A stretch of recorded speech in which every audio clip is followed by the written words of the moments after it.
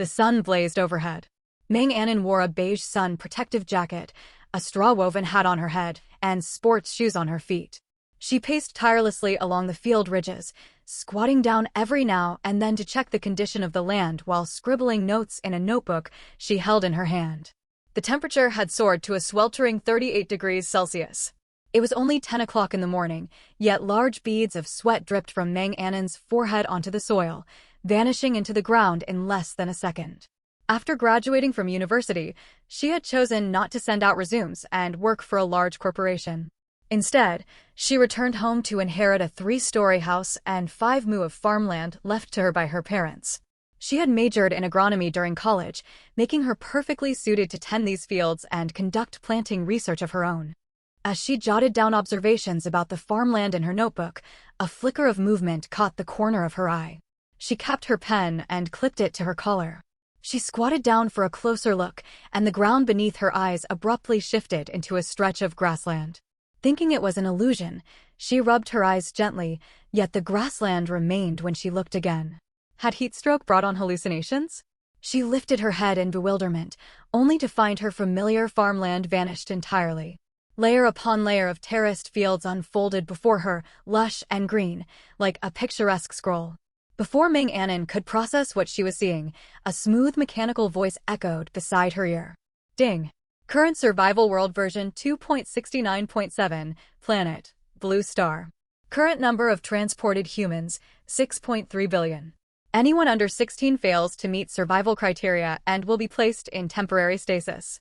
All eligible individuals aged 16 and above have been transported. Upon arrival, all disabilities and illnesses will be cured, and the physical condition of elderly people will be reset to that of a 30-year-old. System reminder: survival is your sole objective. Death means complete annihilation. Resurrection is impossible. Issuing beginner quest. Quest issued. Find a suitable plot of land to establish a shelter. Shelter placement countdown: 2 hours. Meng Anon stared blankly at the blue and white holographic screen floating before her. She pinched her thigh hard. Hiss, the sharp pain made her gasp. This was no dream, it was real. The countdown ticked away on the screen, the numbers pounding against her nerves. What was happening could no longer be explained by science. Meng Anon patted her chest, trying to calm her racing heart, only to find it beating faster with every tap. Regardless of everything else, she needed to follow the prompt and place her shelter first. Endless terraced fields stretched out in every direction. There were no trees or shrubs, nor any flat ground suitable for building a shelter. She had thought the landscape consisted solely of terraces, but when she turned around, she faced a densely wooded mountain thick with underbrush. She did not recognize any of the trees. Countless varieties grew intertwined, each tall, robust, and towering within the woodland.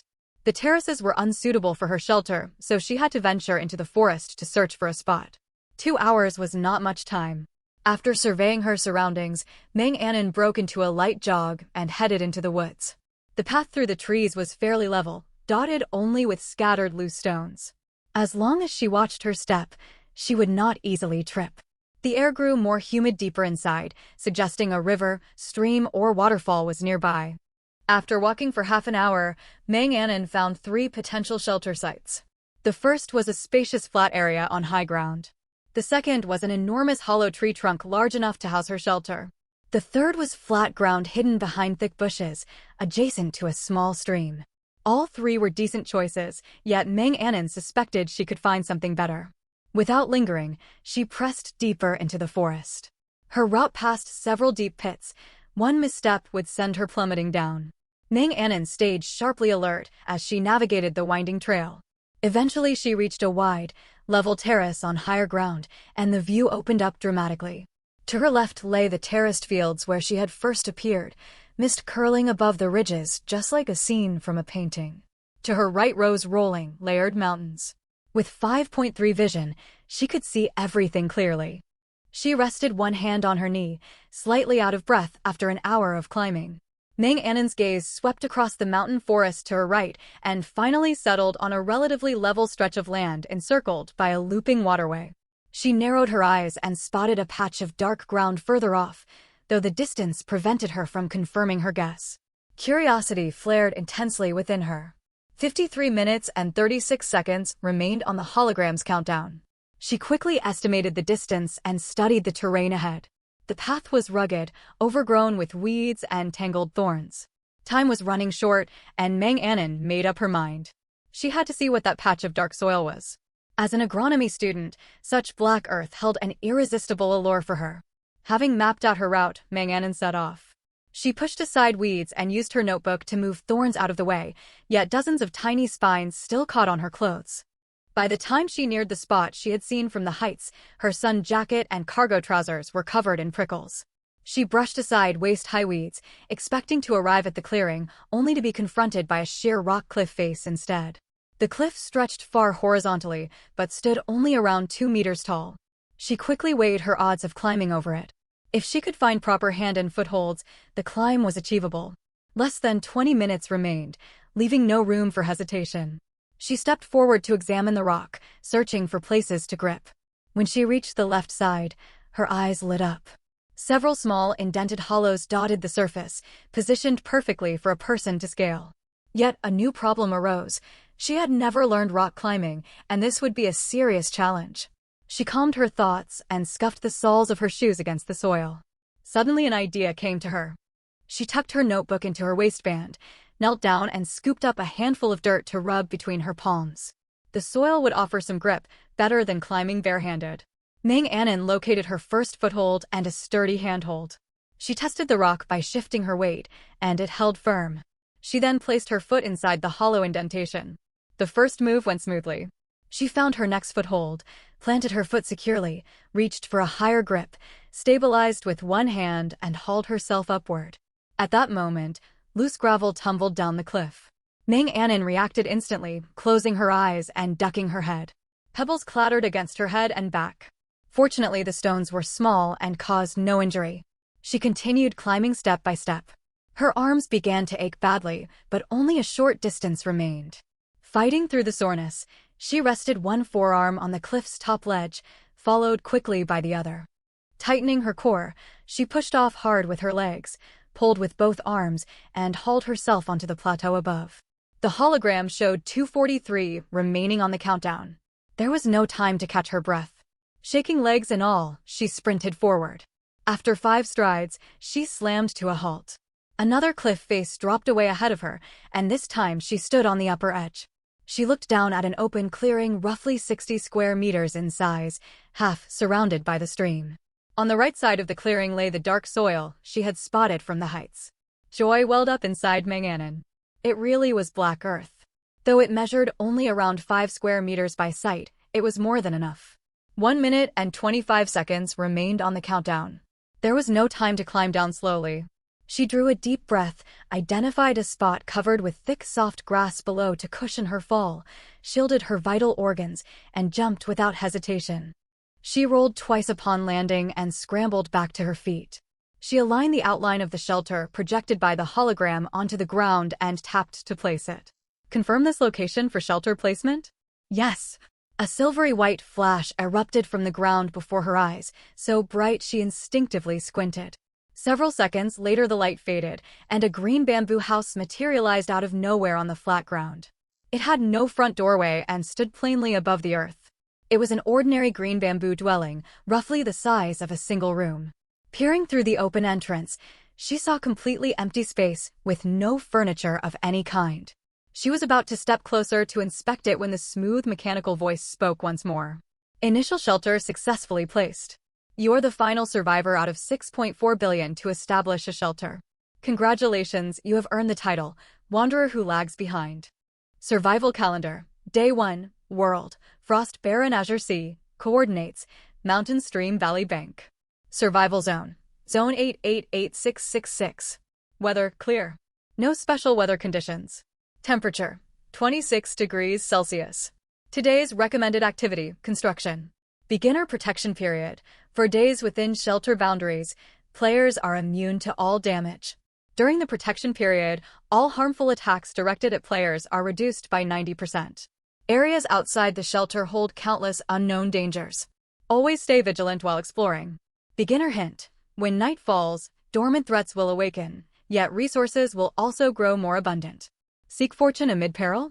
Or play it safe and hold your ground. The choice is yours. 3 normal weather types and 6 special weather types will occur during the beginner protection period. Special weather triggers unique environmental effects. Text raced across the holographic screen.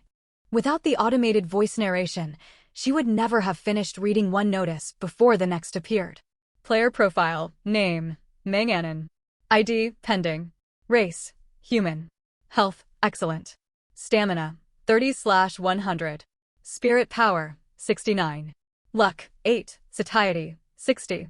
Agility, 5. Strength, 6. Title, Wanderer Who Lags Behind.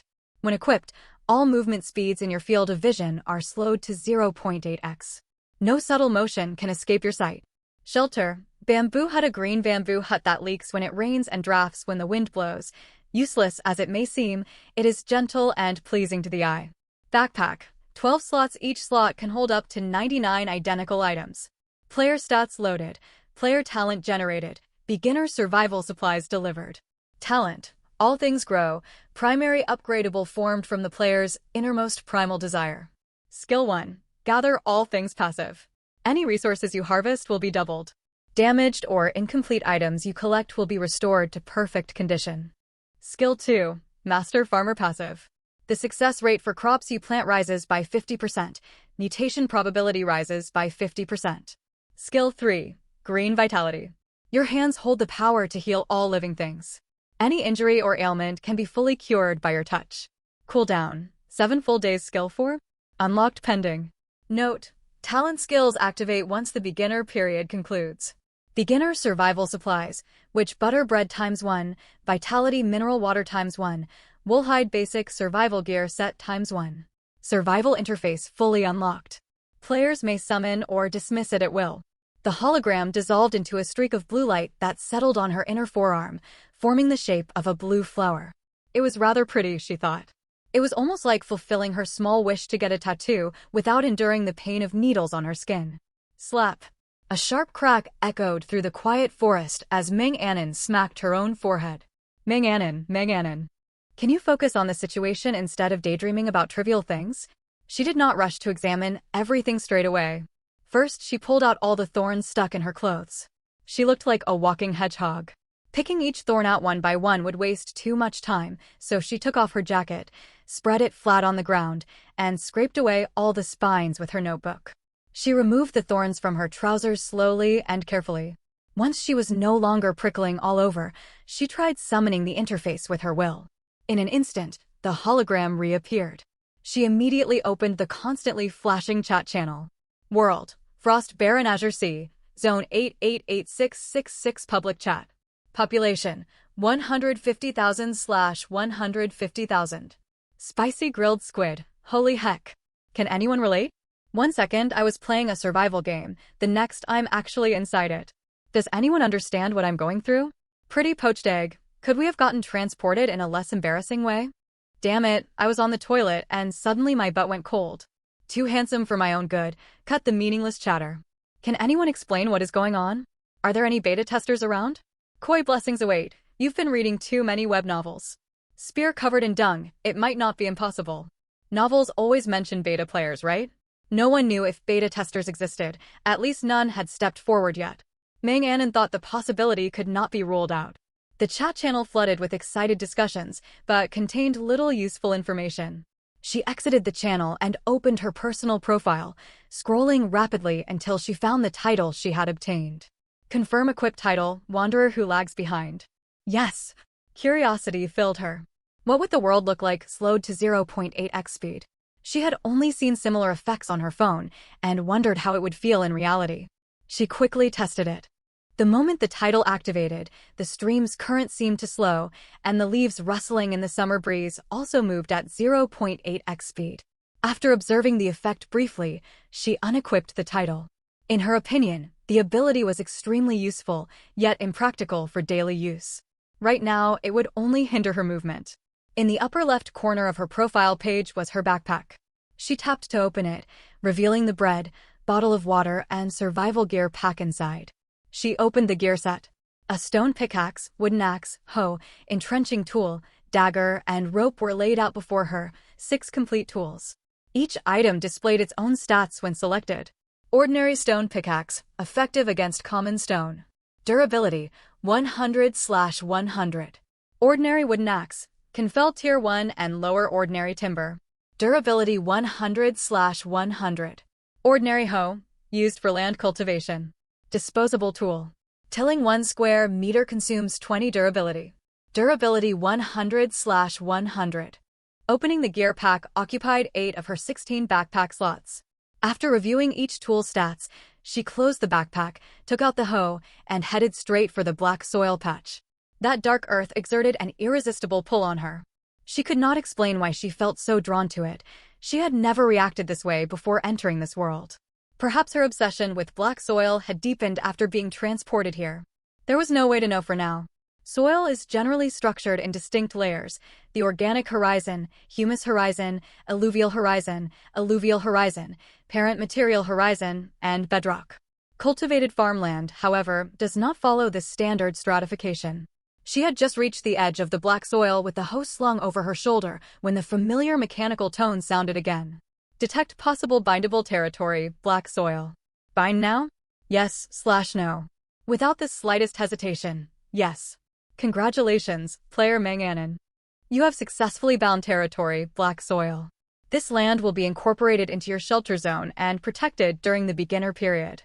Current black soil tier 1. Black soil will level up alongside its owner. A hologram popped up showing the land's properties. Black soil, an extremely rare naturally formed high-quality black earth. Crops planted upon it gain elevated odds of mutation. Mutation probability +5, growth speed +50. Black soil note: this mysterious ancient black earth brims with abundant life energy. It is also exceptionally fragile. If damaged, soil quality will permanently decline with no means of restoration.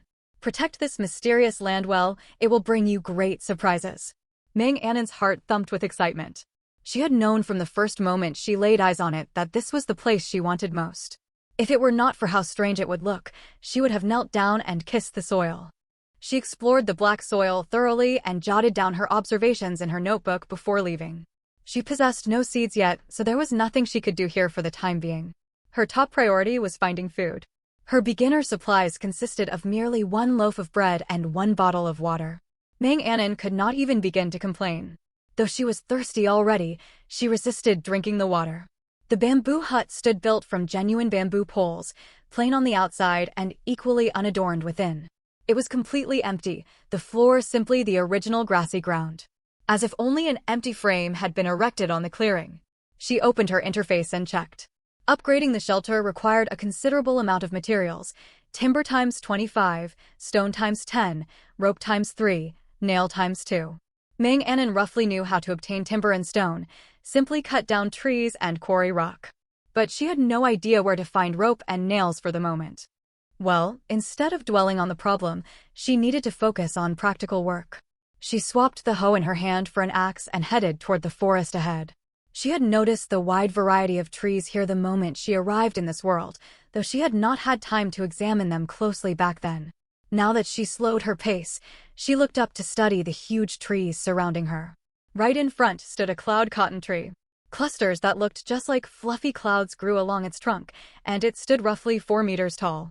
She stepped forward, and the instant her hand touched its bark, a holographic screen popped up before her eyes.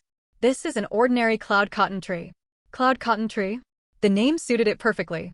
But this tree was not fit for felling. Its trunk was far too thick. She might spend an entire day chopping it down. And she only had 30 stamina remaining. She turned her head and fixed her gaze on another tree several meters behind her, less than half the width of the cloud cotton tree. Without hesitation, she raised her axe and struck the trunk. After 10 heavy blows, the tree crashed to the ground. Congratulations on completing your first survival quest. Gather timber resources. First harvest yield is doubled. Recover resources now? She could collect the materials directly. That would save her a great deal of trouble. Yes. Obtain timber times 10. First time bonus, plus 10 timber. Meng Anon opened her backpack to check. 1 slot was now occupied by timber, marked with a stack count of 20. Seeing this, upgrading her shelter to level 2 did not seem entirely out of reach. Her confidence lifted. She gripped her axe and walked toward the next tree. She kept cutting trees until her stamina dropped to 15, when the system sent out a warning, forcing her to stop. Current stamina, 15. Falling below 10 will trigger a weakened state, making movement impossible. Current satiety, 40. Falling below 30 will drain health. Please replenish energy immediately. The system will only issue one warning for each status risk. Players must monitor their conditions afterward. Ming Anon sat down where she was to rest. She had felled 5 trees in total and gained 50 timber, bringing her total stock up to 70. She took out the bread and mineral water. The loaf was about the size of her palm. She ate half of it, restoring 5 satiety, and drank roughly a quarter of the water bottle. Her axe had lost 12 durability points. It consumed 2 durability per tree cut down. While resting, she opened the public chat channel. Messages still flooded the screen.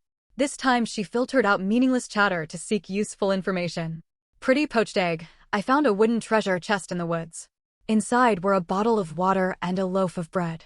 Everyone should keep an eye out for them. Indecisive, SOS. I spawned inside an underground cavern. It's pitch black and I've struggled endlessly trying to climb out. Is this even fair? Haul. Same boat upstairs. My spawn point is a cave too.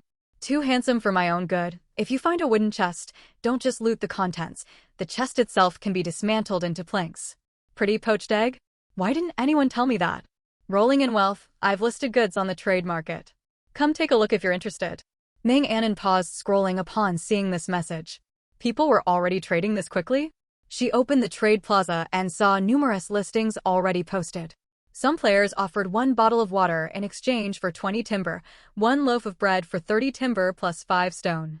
A few had even gathered edible wild plants from the forest and listed them for timber and stone. 3 huge question marks hovered in Ming Anon's mind. Was timber that hard to get? You just cut down trees to obtain it. Confused, she returned to the chat channel and kept scrolling. Further down, she finally understood why people would trade food for timber. Peach. Am I the only one who spawned in a desert? Not a single tree in sight, though treasure chests are fairly common. Lazy goat from Goat Village. I spawned on an ice sheet wearing only a thin long-sleeve shirt. Spear covered in dung. I chopped down an entire tree and only got 5 twigs. 3 twigs combined into 1 timber. Are you kidding me? Queen Invincible. Count yourself lucky upstairs. I cut down a whole tree and got absolutely nothing. Damn system, I'm ready to fight. After reading these messages, Ming Anon silently opened her system backpack and sighed in relief at the stack of 70 timber. She was not imagining things. Every tree she felled gave her 10 timber. Was it pure luck? Her luck stat stood at 8, which should be fairly high. Or did it depend on the type of tree she cut? She had yet to gather any twigs from all the trees she felled. Every tree she chopped so far had been cloud cotton trees. The best way to test her theory was to cut a different variety. She had recovered enough energy to move again, and the uncut tree leaning behind her was perfect. Pine tree, an ordinary tree species. The pine tree had thicker branches. Ming Anon struck it 15 times before it toppled. Obtained timber times 2, twig times 2, pine nut times 5. Sure enough, different trees yielded different resources. She pulled the pine nut from her backpack to examine it. It resembled a pine cone seed, yet it was not quite the same. Pine nut restores 2 satiety upon consumption. From this perspective, even though cutting this tree only granted 2 pieces of timber and 2 twigs, the edible nuts made it worthwhile. Food supplies were extremely scarce right now. She proceeded to cut 5 more pine trees, gaining timber times 10, twig times 10, and pine nut times 25. Ming Anon ate 5 pine nuts, recovering 10 satiety and 5 stamina. Her energy was still too low to continue felling trees, so she wandered deeper into the forest. Over half an hour of exploration, she discovered 5 distinct tree varieties: blossom branch tree, peachwood tree, fruit grass tree, yellow apricot tree, and oak wood. Each one tempted her to take an axe to it and see what loot it dropped, yet her stamina simply would not allow it. Ming Anon pushed aside tangled underbrush blocking her path. Ahead grew neat rows of unfamiliar low shrubs heavy with colorful berries, most of them bright red. The orderly arrangement looked like something out of an oil painting, pleasant to behold. Colorberry bush, the favorite food of blossom butterflies. Berries of different hues carry distinct flavors. After reading the system description, Ming Anon assumed the fruit was edible. She plucked a yellow berry from the nearest bush. She skipped the abundant red ones. Common berries were almost always the least tasty. The yellow berry was no bigger than a fingernail, resembling a small berry fruit.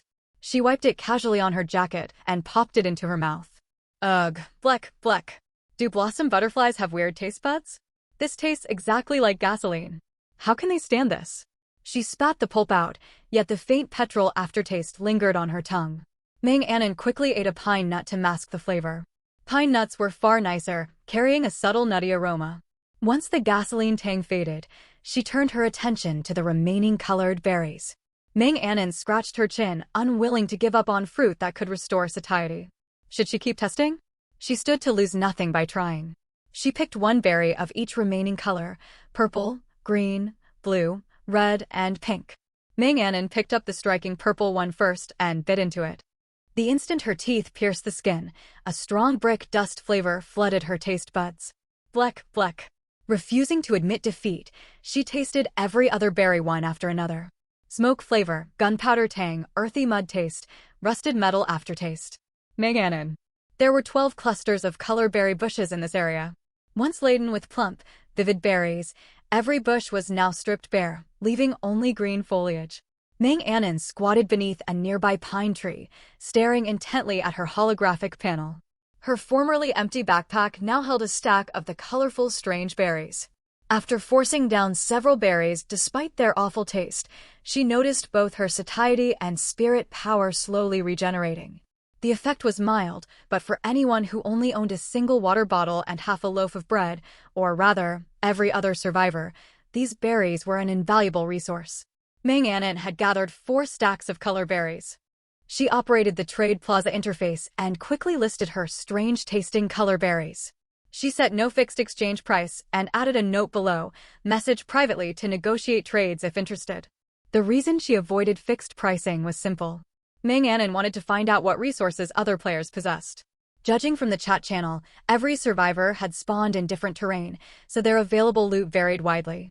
If anyone could offer rope or nails, that would be ideal. Her listing had barely gone live when private messages started rolling in. Indecisive. What are your terms for the strange berries? Will you trade them for stone? Meng Anon recognized this sender. This was the person who mentioned spawning inside a cavern in the group chat. Trading for stone made sense for him, and she needed stone herself. She was eager to reply when a system pop-up interrupted her. Please enter your nickname. Time to pick a name. Meng Anon typed small bamboo fish onto the hologram without hesitation. Her hand drifted instinctively toward her back, as if guarding against unseen threats. Indecisive waited for a reply that never came. Worried she refused stone trades, he quickly added another message. Indecisive. I spawned in a cavern and have very few supplies to offer. But I dug up a stone shaped like a snail shell. I can trade this alongside regular stone. If food and treasure chests were not so scarce where he lived, he would never part with that unique stone. Meng Anon raised an eyebrow. She had not expected such an unexpected item to surface. Small bamboo fish. Deal. I will trade 30 strange-tasting berries for 60 stone, and 15 berries for the snail-shaped stone. She felt slightly uncertain about her asking price. It seemed steep. Then she reminded herself how desperately short of food everyone was right now, and the price felt reasonable again. She had browsed the trade plaza before listing her berries and noticed no other player was offering food. She was likely the first. Fearing the seller might back out, Indecisive agreed instantly. Both sides placed their agreed items into the trade window. Once they confirmed and accepted the deal, the exchange completed. Instead of immediately checking the snail stone in her backpack, Meng Anon suddenly remembered something and sent Indecisive another message. Small bamboo fish. Prepare water before eating them, and brace yourself for the flavor. That was all she would say. She thought she had been generous enough to label them strange tasting. Many more private messages poured into her inbox. She negotiated trades one by one. In the end, she exchanged 298 strange-tasting berries for cedar timber times 30, stone times 80, ordinary timber times 150, vine times 20, bird nest times 1, tree sap times 10, bark times 30. Her backpack ran out of storage space, so she took out her tools to make room for all the traded goods. Meng Anon considered this round of trades a massive win. It seemed most survivors were suffering severe food shortages, including herself. The only difference was that she now had pine nuts to fall back on, putting her in a slightly better position. Otherwise, she would never have listed 2/3 of her collected berries for trade. She planned to hold onto the remaining third, only eating them as a last resort. Their flavor was truly unforgettable in the worst way. Beyond the character profile, backpack, trade plaza, and chat channel, the hologram featured several other modules. In the lower left corner sat an icon marked for item crafting. Meng Anon tapped it and discovered a basic crafting workbench. She could manufacture fundamental supplies such as stone pickaxes and axes, provided she had the required materials. At the very least, she would not be stranded once her current tools lost all durability. She could forge replacements. After resting for a while, she stood and continued exploring the forest. Abruptly, the system announcement rang out, halting her footsteps. Special weather. Scorching heat commences in 10 minutes. Beginner tip: remain inside your shelter during scorching heat. Going outdoors carries a risk of burns. Meng Anon froze for several seconds before reacting. She turned and hurried toward her shelter. She knew nothing about this special weather, so following the system warning was the safest choice. She had wandered quite far from home, but the system provided a directional minimap. It displayed no terrain details, only a yellow marker for her shelter and a small red dot marking her current position. The path back was unfamiliar, a route she had never traveled before. Meng Anon quickened her pace and clenched her fists. Ever since she headed back toward her hut, she had the persistent feeling that something was watching her from the shadows. Her intuition told her it was no illusion. The faster Meng Anon ran, the faster the unknown stalker hidden in the shadows moved to keep up. Behind a pine tree off her trail, a butterfly-like creature with shimmering blue wings and a lime-green body stared at the fleeing girl with enormous eyes. Its gaze held unspoken resentment, as if Meng Anon owed it a fortune. Every time Meng Anon sprinted a short distance, the creature darted forward to close the gap, shadowing her every step. After 8 minutes of jogging, Meng Anon crossed into the shelter's protected boundary with 2 minutes left on the weather countdown. Before she could catch her breath, a dull thud echoed behind her, as if something had slammed into an invisible wall. She turned around and saw a uniquely shaped butterfly crash straight into an unseen barrier. This must be the creature that had followed her all the way. Blossom Butterfly, Level 1, Threat Level 1, Peaceful by nature. Blossom butterflies care only for beauty and food. If you incur its hatred, you have either insulted its appearance or stolen its food. Meng Anon let out a dry chuckle after reading the system description. Now she understood why the blossom butterfly glared at her with such malice outside the shelter. She had wondered what offense she had committed earlier. It turned out she had stripped every berry from its bushes. She tentatively pulled out one color berry and waved it in her hand. The blossom butterfly outside suddenly began beating its wings violently against the invisible barrier. Ugh. Horrible human. You stole my food and dare taunt me. Unforgivable. It could not believe it. It had only gone for a short flight and returned to find its berry bushes completely bare. As it seethed searching for the culprit, it spotted Meng Anon standing up. Filled with rage, it concealed itself and followed her, determined to confirm she was the thief.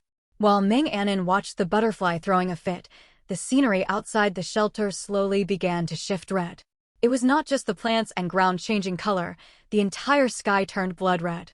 The sky cast a crimson glow over everything below. The instant the sky blushed scarlet, the blossom butterfly stopped battering the barrier and fled frantically deeper into the forest, desperately seeking somewhere to hide. Within 1 minute, every landscape beyond the shelter boundary was bathed in fiery red light. The temperature looked devastatingly high. Meng Anon dared not imagine what would have happened to her skin if she had failed to return to safety in time. She had no idea how long the scorching heat would last. She glanced toward the direction the butterfly had fled, then turned and walked into her drafty bamboo hut. Staring at the empty interior, her urge to upgrade the shelter grew stronger than ever. She only needed rope and nails to complete the upgrade materials.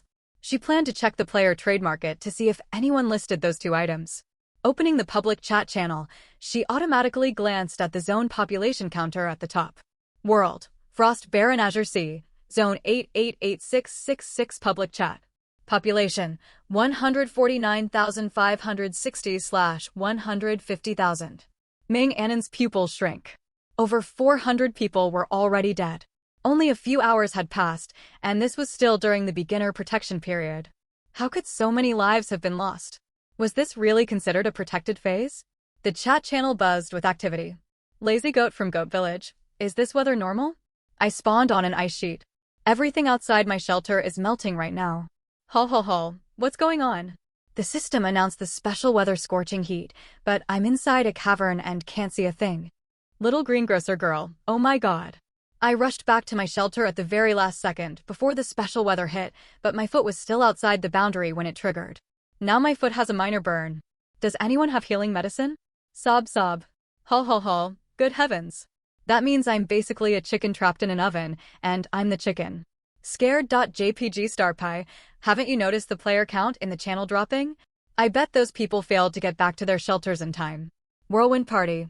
No one knows how long this weather will last. I've only chopped down enough trees for 15 timber. This is so annoying. Meng Annen's expression darkened. Just as she suspected. If she had hesitated for even a moment longer, she would have been burned too. Finding no more useful information, she exited the chat and opened the player trade plaza. She browsed for a long time, yet no one was listing rope or nails. Though some players might simply be hoarding them and unwilling to trade. She quickly typed 2 trade offers on the holographic panel and posted them.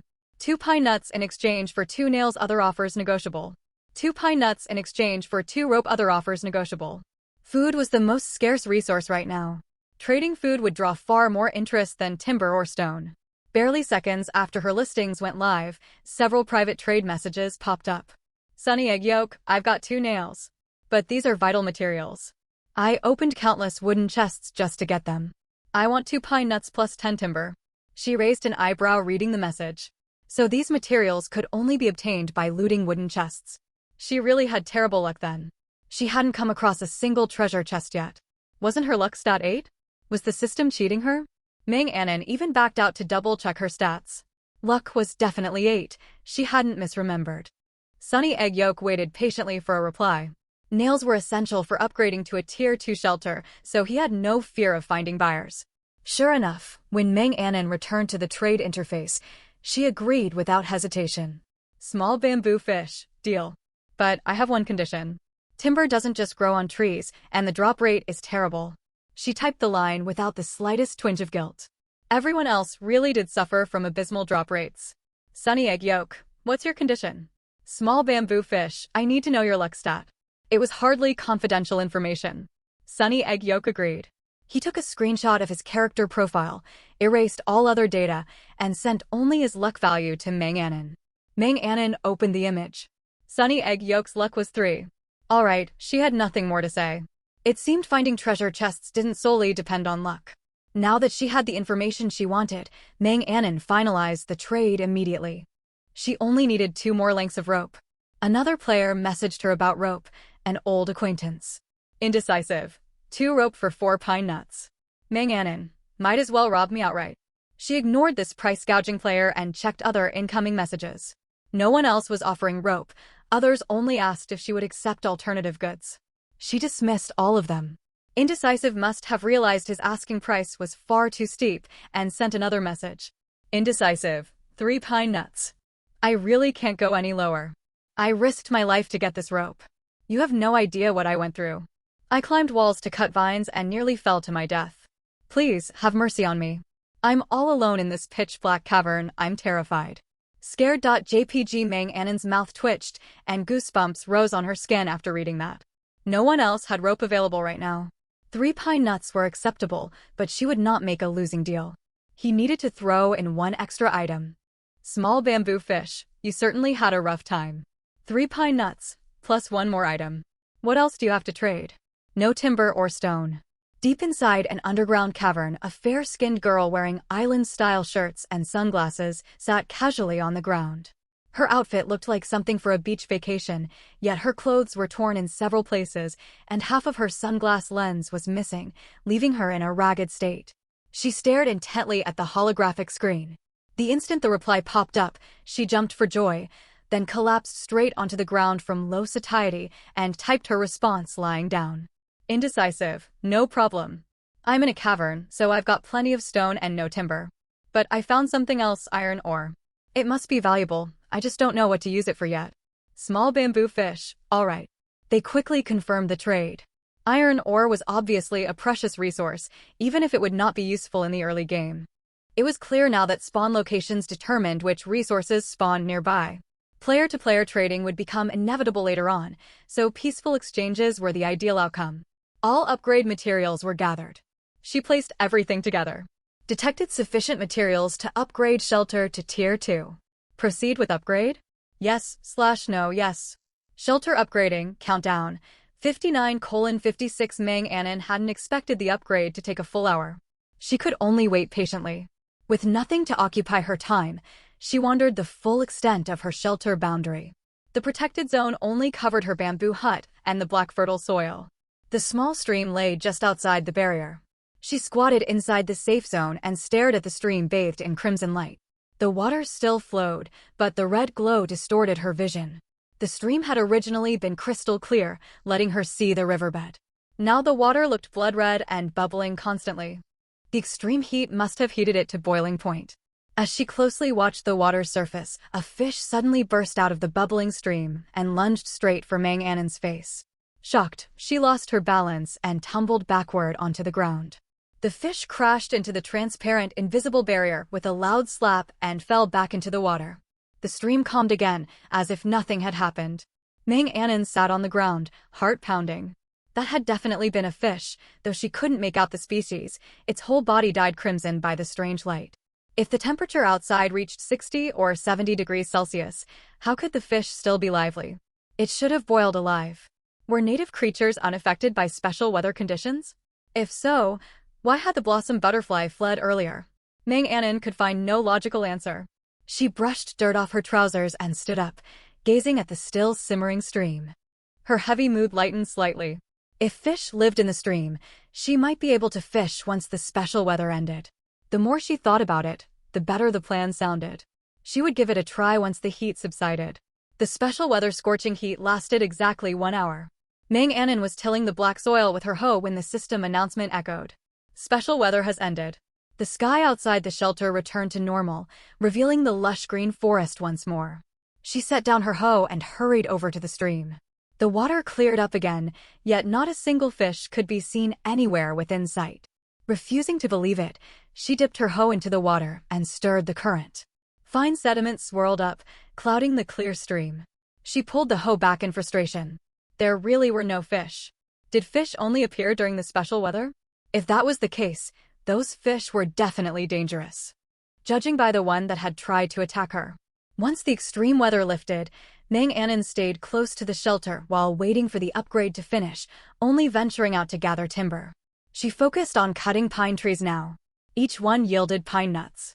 While the timber gain was much lower, pine nuts were far more valuable. She brought the axe down for one final swing, and the system voice chimed beside her ears. Shelter upgrade complete. Current shelter Tier 2. You are the first player across the entire server to upgrade a shelter to Tier 2. Announced to all players? Confirming will reward plus 10 faith points and a grand upgrade gift pack. Yes, announce it. She had no reason to turn down such rewards. Though she wondered what faith points were, that stat was nowhere on her character profile. The moment she confirmed the global announcement, server 888666 erupted. The already bustling public chat channel flooded with non-stop messages. Congratulations to player Small Bamboo Fish, the first survivor in server 888666 to upgrade a shelter to Tier 2. A bright red banner pinned itself to the top of every player's hologram, impossible to ignore. Even those not viewing their screens heard the system broadcast. How is this possible? I only have 15 timber and someone's already upgraded their shelter. Great boss, carry us. I'm starving to death over here. I know Small Bamboo Fish. I traded with her earlier today. We've only been in this world less than 6 hours. That's insanely fast. Damn it. I missed the world first place by just a few minutes. Looks like luck wasn't on your side. The chat channel buzzed with discussion, but Meng Anon paid no attention. She strode quickly toward her shelter. The simple bamboo hut had transformed completely. The interior space had doubled, rebuilt as a plank house. At least it no longer let the wind blow through. Wooden planks covered the floor instead of cold bare earth. But why was it still completely empty, without a single piece of furniture? She had hoped for at minimum a table and sofa, yet it was just an upgraded empty shell. Meng Anon consoled herself inwardly. It was fine. At least she would sleep on wooden flooring tonight instead of mud. As she wallowed in quiet disappointment, the system notification sounded again. Faith Points and Grand Gift Pack have been delivered. Faith Points, 10 required for talent skill upgrades. Talent skills can evolve once Faith Points reach 1,000. Bonus construction reward for today, 1 times bamboo chair. A smile tugged at her lips as she wiped her cheeks. The construction perk lifted her spirits instantly. Besides, she still hadn't opened the Grand Gift Pack. It might contain furniture. She now understood Faith Points were essential for talent advancement, another vital resource. She opened the gift pack from her inventory, and item descriptions appeared before her. House Customization Constructor. Use this item to remodel your shelter with any layout you prefer. Cloud Bed Blueprint. Blueprint. Usable 3/3 times. Witch Butter Bread ×5. Vitality Mineral Water ×5. Witch Meat Flour Bagel ×2. Ming Anon stared at the descriptions and pondered. Why did all these food items carry names like proper titles? Were they crafted by some sort of being? She had wondered about this ever since receiving the beginner supplies, and her curiosity only grew stronger. But she could not find any answers through guesswork alone. She pulled out the Cloud Bed Blueprint to check its crafting requirements. The material list was lengthy, and she needed a blueprint workbench to activate the blueprint. Timber ×5, rope ×2, nail ×2, tree sap ×5, vine ×5. Ming Anon possessed all these materials, acquired through trades. What she lacked was the blueprint workbench. Did she need a blueprint to build one, or find it inside treasure chests? If it only spawned in loot crates, she was in trouble. She hadn't even laid eyes on a treasure chest since arriving in this world. She opened the trade plaza and browsed thoroughly. No one seemed to own a blueprint workbench yet. All traded goods were items looted from chests or gathered in the wild. Ming Anon scratched her head and set aside thoughts of the workbench. She still had time. She needed to stockpile more basic resources. Timber, stone, and other raw materials gathered in the wilderness could never be too many. Future upgrades would demand ever larger quantities. She grabbed her axe and headed for the forest, when suddenly a blossom butterfly appeared less than 50 meters ahead of her, startling her so much she nearly dropped her axe. She recognized this butterfly immediately. It was the one that had stalked her earlier. It must have hidden in the treetops, which explained its sudden appearance, hanging upside down from a branch. The blossom butterfly gripped the branch with its legs, dangling headfirst. Its gaze fixed firmly on Ming Anon inside the shelter boundary. It still hadn't forgotten that she had stripped its berry bushes bare. Ming Anon felt rather innocent, but facing the hostile butterfly, she tentatively held out her remaining 30-something color berries and stretched her palms toward it. The blossom butterfly 50 meters away stared in confusion at her gesture, its swaying body freezing. What did this human want? Were those berries for it? Uncertain, it decided to move closer and investigate. The blossom butterfly released the branch, landed steadily on the ground, and flew forward 1 meter. Watching its reaction, Ming Anon copied its movement and stepped 1 meter ahead. Now the butterfly understood. She intended to return the fruit. Yet it lifted its head haughtily. This human had stripped every last berry, and now she thought a handful of fruit would make up for it? No way, humph. The blossom butterfly stopped fluttering its wings and stood its ground, looking on with blatant disdain. Ming Anon looked away guiltily. This was all the color berries she had left. Even if she were cut into pieces, she could not produce another one. Staring at the colorful berries in her hands, she suddenly thought of the pine nuts. They tasted far better than color berries. Perhaps the blossom butterfly would like them. She stowed the color berries back in her inventory and took out 3 pine nuts. She split one open to reveal the creamy white, plump kernel inside, looking incredibly appetizing. The blossom butterfly had been enraged when she put the berries away and was about to charge over on its wings, when it spotted the unfamiliar brown objects in her hands. It stared hard at the 3 pine nuts Ming Anon held. They looked familiar. After a second look, it recognized them, the fruit growing on the tall pine trees. It had tried them before, hard and unpleasant. Was she trying to fool it with these? Furious, it watched as the human split open the tough shell to expose the white kernel inside. The blossom butterfly's eyes widened. It had always abandoned them when it could not crack the shells, never knowing what lay within. Blossom butterflies possessed thin, fragile teeth that snapped easily under excessive force. They avoided hard food, which was why color berries were the most beloved food of their kind. Seeing the butterfly stunned by the pine nut, Ming Anon plucked up her courage and advanced several steps, stepping outside the shelter's safe zone. She only did this to gain the butterfly's trust. Her feet remained poised to sprint back to the protected boundary at the first sign of danger. Human and butterfly stood deadlocked for 5 minutes. In the end, the blossom butterfly's curiosity toward the plump white kernels won out. It slowly closed the distance until only 1 meter separated them. Close enough. Meng Anon tossed the peeled pine nut forward. The blossom butterfly caught it swiftly, brought it to its nose and sniffed. No distinct scent.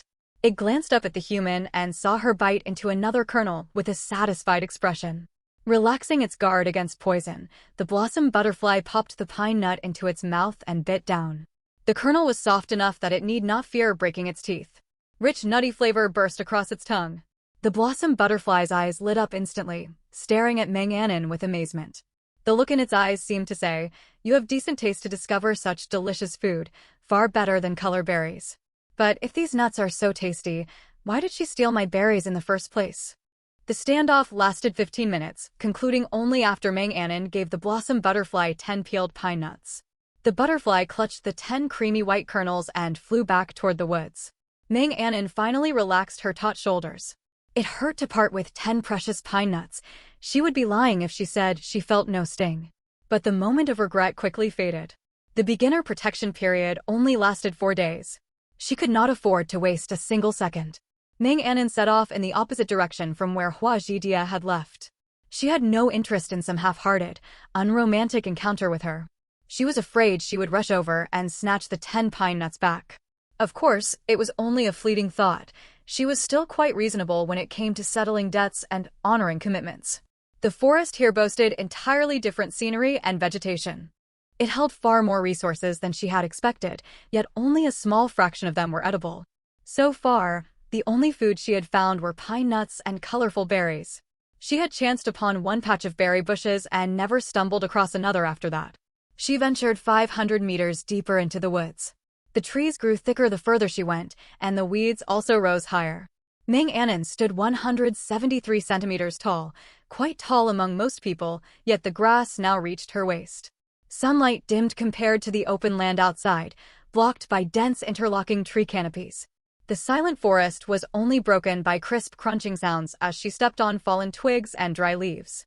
She was not wandering aimlessly. Meng Anon kept a constant lookout for supply crates. Whenever she spotted unfamiliar plants, she walked over, ran her hands over them to pull up detailed information.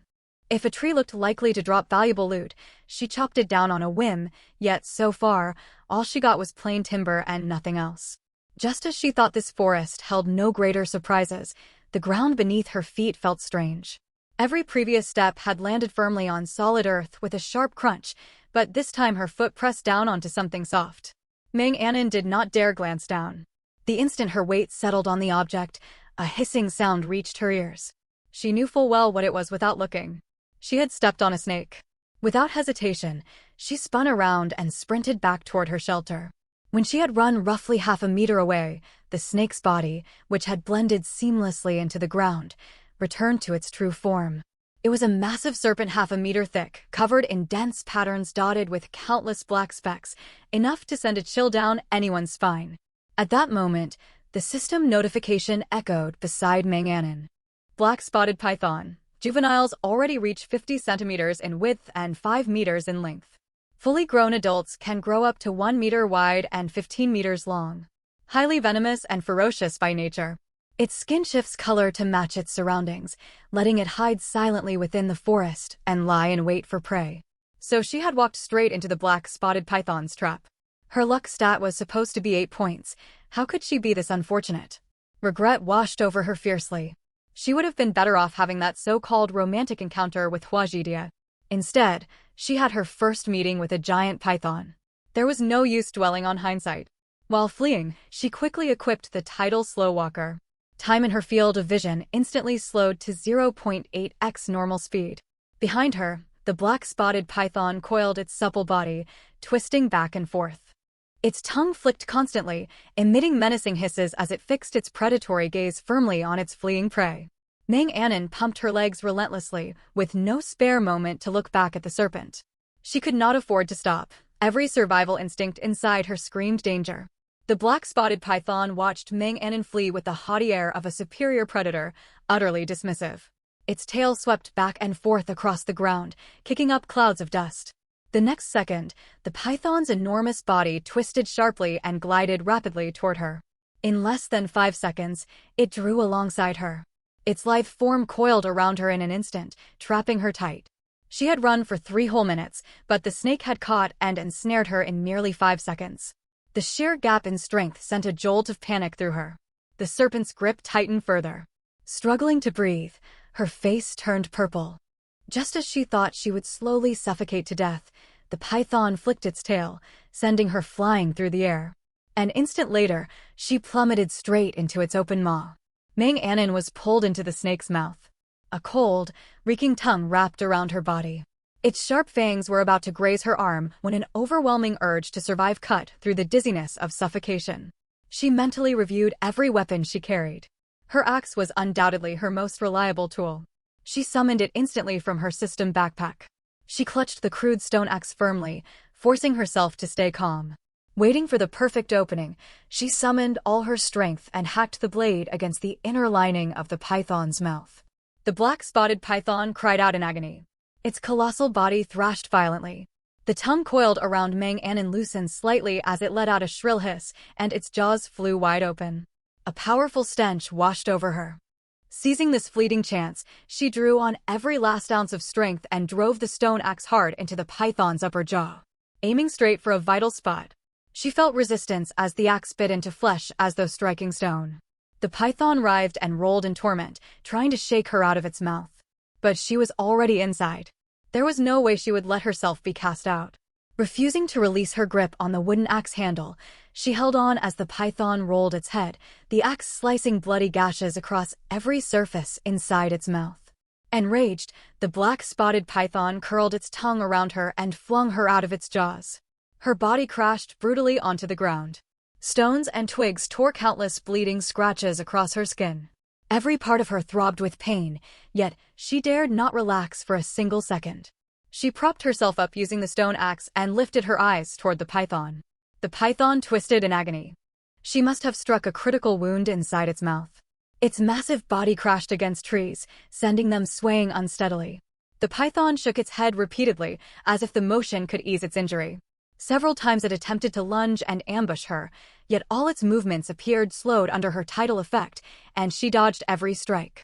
Her stamina was now nearly depleted, teetering on the brink of exhaustion. After what felt like an eternity, the python's convulsions gradually weakened. It twitched feebly, let out one final faint hiss, and then fell completely still on the forest floor. A blinding burst of white light erupted from the serpent's body. Meng Anon shielded her eyes. When the light faded, the python's corpse vanished without a trace. The system notification chimed. In that moment, Meng Anon knew she had survived. Congratulations to player Little Bream for successfully slaying the territory boss, Tier 1 Black Spotted Python. You have earned the server's first boss kill title and a server first kill supply crate. Black Spotted Python loot, 1 times Black Spotted Snake skin, 1 times venom, 10 times Black Spotted Snake meat, 2 times white fangs, 2 times snake eyes. Breathless, Meng Anon sank to her knees. The surrounding trees were badly damaged. Her body was covered in sticky, foul-smelling slime. She could hold it back no longer and retched violently on the spot. Ugh. She coughed and heaved for 5 minutes before she recovered enough to stand. She had no mind to check her system rewards or the python's drops. Covered in sticky, stinking residue, she felt utterly miserable. Gritting her teeth through the nausea, she dragged her exhausted body back. She hurried to the stream and scrubbed every trace of slime off her skin and hair. Once clean, she pulled out a set of clothes she had traded from other players on her way back. After confirming they were brand new and unsoiled, she changed into them. She washed her old clothes and spread them on the ground to dry. An hour had passed by the time she finished all these chores, and only then did she have time to examine her rewards. Over this past hour, Channel 888666 had erupted into chaos. Everyone was buzzing with shock. Someone had actually hunted down a monster. We've got a genuine powerhouse on our server. I ran into a monster once and nearly died of fright. I could never bring myself to attack one. Same here. I haven't ventured far. At the slightest strange noise, I sprint straight back to the safe zone. Honestly, you people are far too timid. You act like disposable NPC cannon fodder from a game. Are you joking? I killed a monster an hour ago, so why am I not credited? I also defeated a monster. This system announcement must be rigged. Cover up. Cover up. Cover up. But some more level-headed players spoke up. Koi, that bubbles easily. Everyone complaining about not getting first kill ought to check whether what you fought was a boss. Koi, that bubbles easily. You're making yourselves look ridiculous. How do some of you even survive with that level of judgment? And all this talk of a cover-up? I can't stop laughing. Besides, what possible cover-up could exist in a world like this? The channel fell silent for a few seconds after this message. Those shouting about unfairness vanished immediately, replaced by wave after wave of mocking laughter. Meng Anon knew nothing of all this chatter.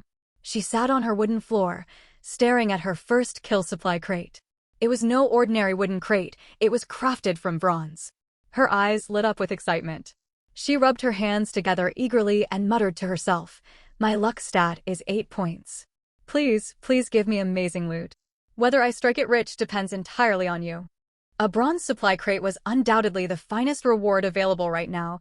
Nothing better existed at this stage.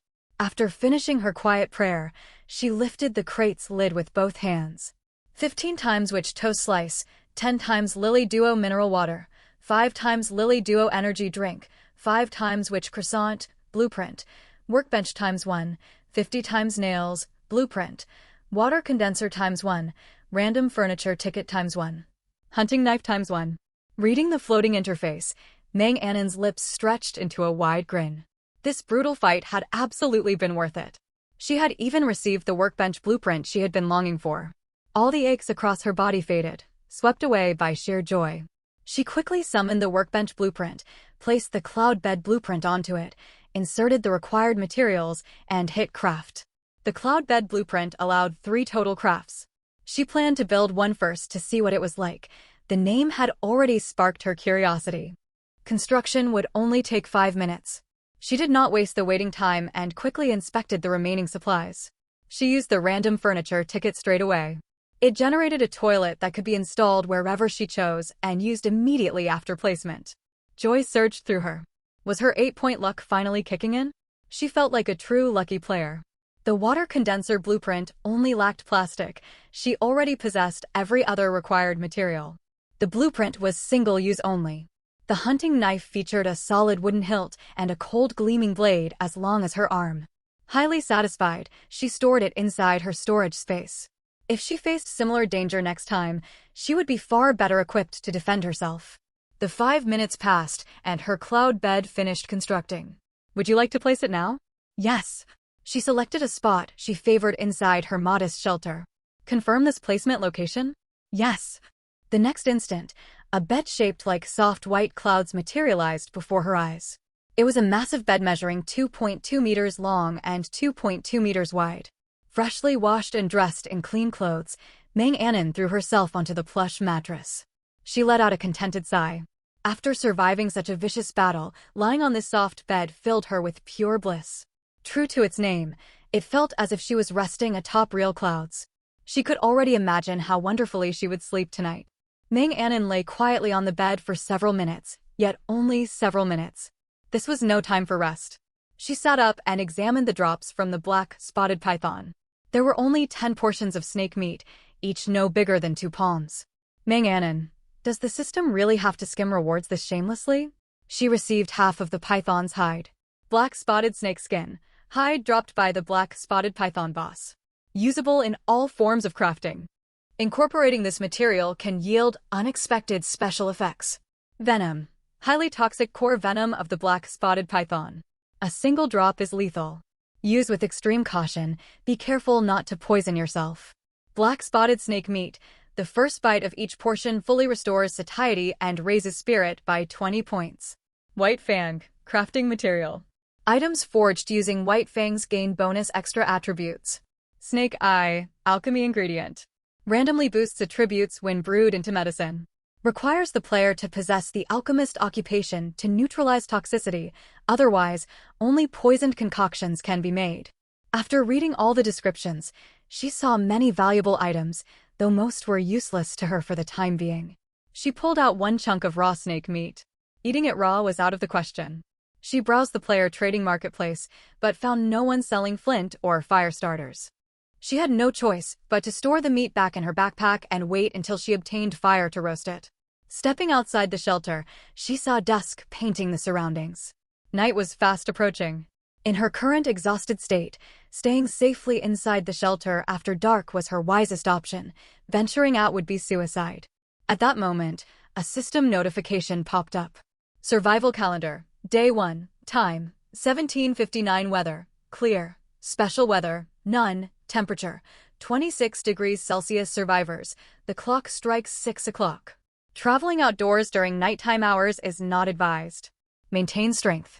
As 6 o'clock arrived, dusk instantly gave way to night. A full moon hung high in the sky. The air turned noticeably colder. She checked the interface and saw the temperature had plummeted 10 degrees, now sitting at only 16 degrees Celsius.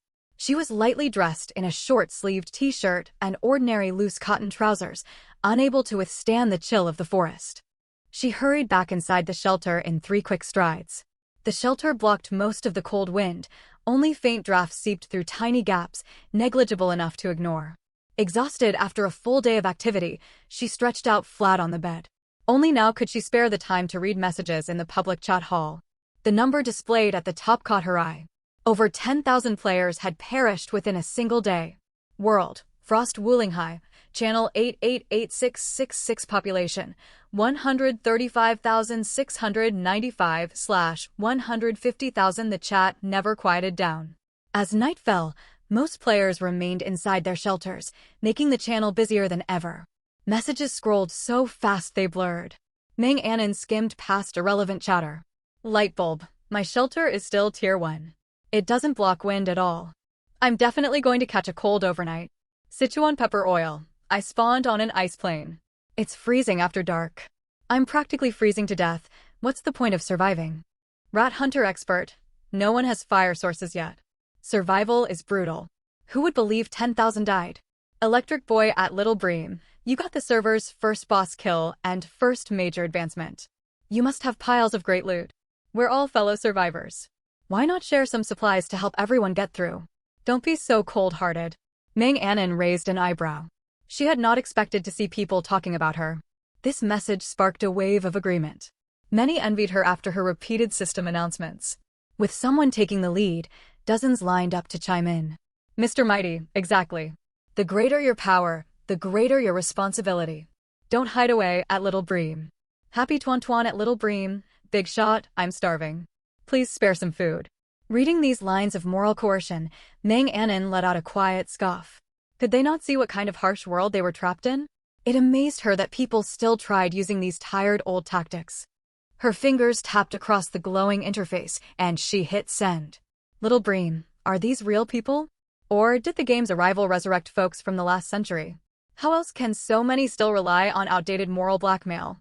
The chat hall fell silent for 2 full seconds before erupting in laughter. I'm dying laughing. The big shot hits hard. I love it. She's completely right. Who still thinks these worn-out tricks work nowadays? Ha ha ha ha ha, hilarious. Why don't the antiques keep pushing that moral lecture now? I've mentally built an entire villa out of second-hand embarrassment for them. You're welcome. After sending that message, Meng Anon closed the holographic panel and paid no further attention to the ensuing chatter. Nights were long, and it was still early. She stood and walked over to the window.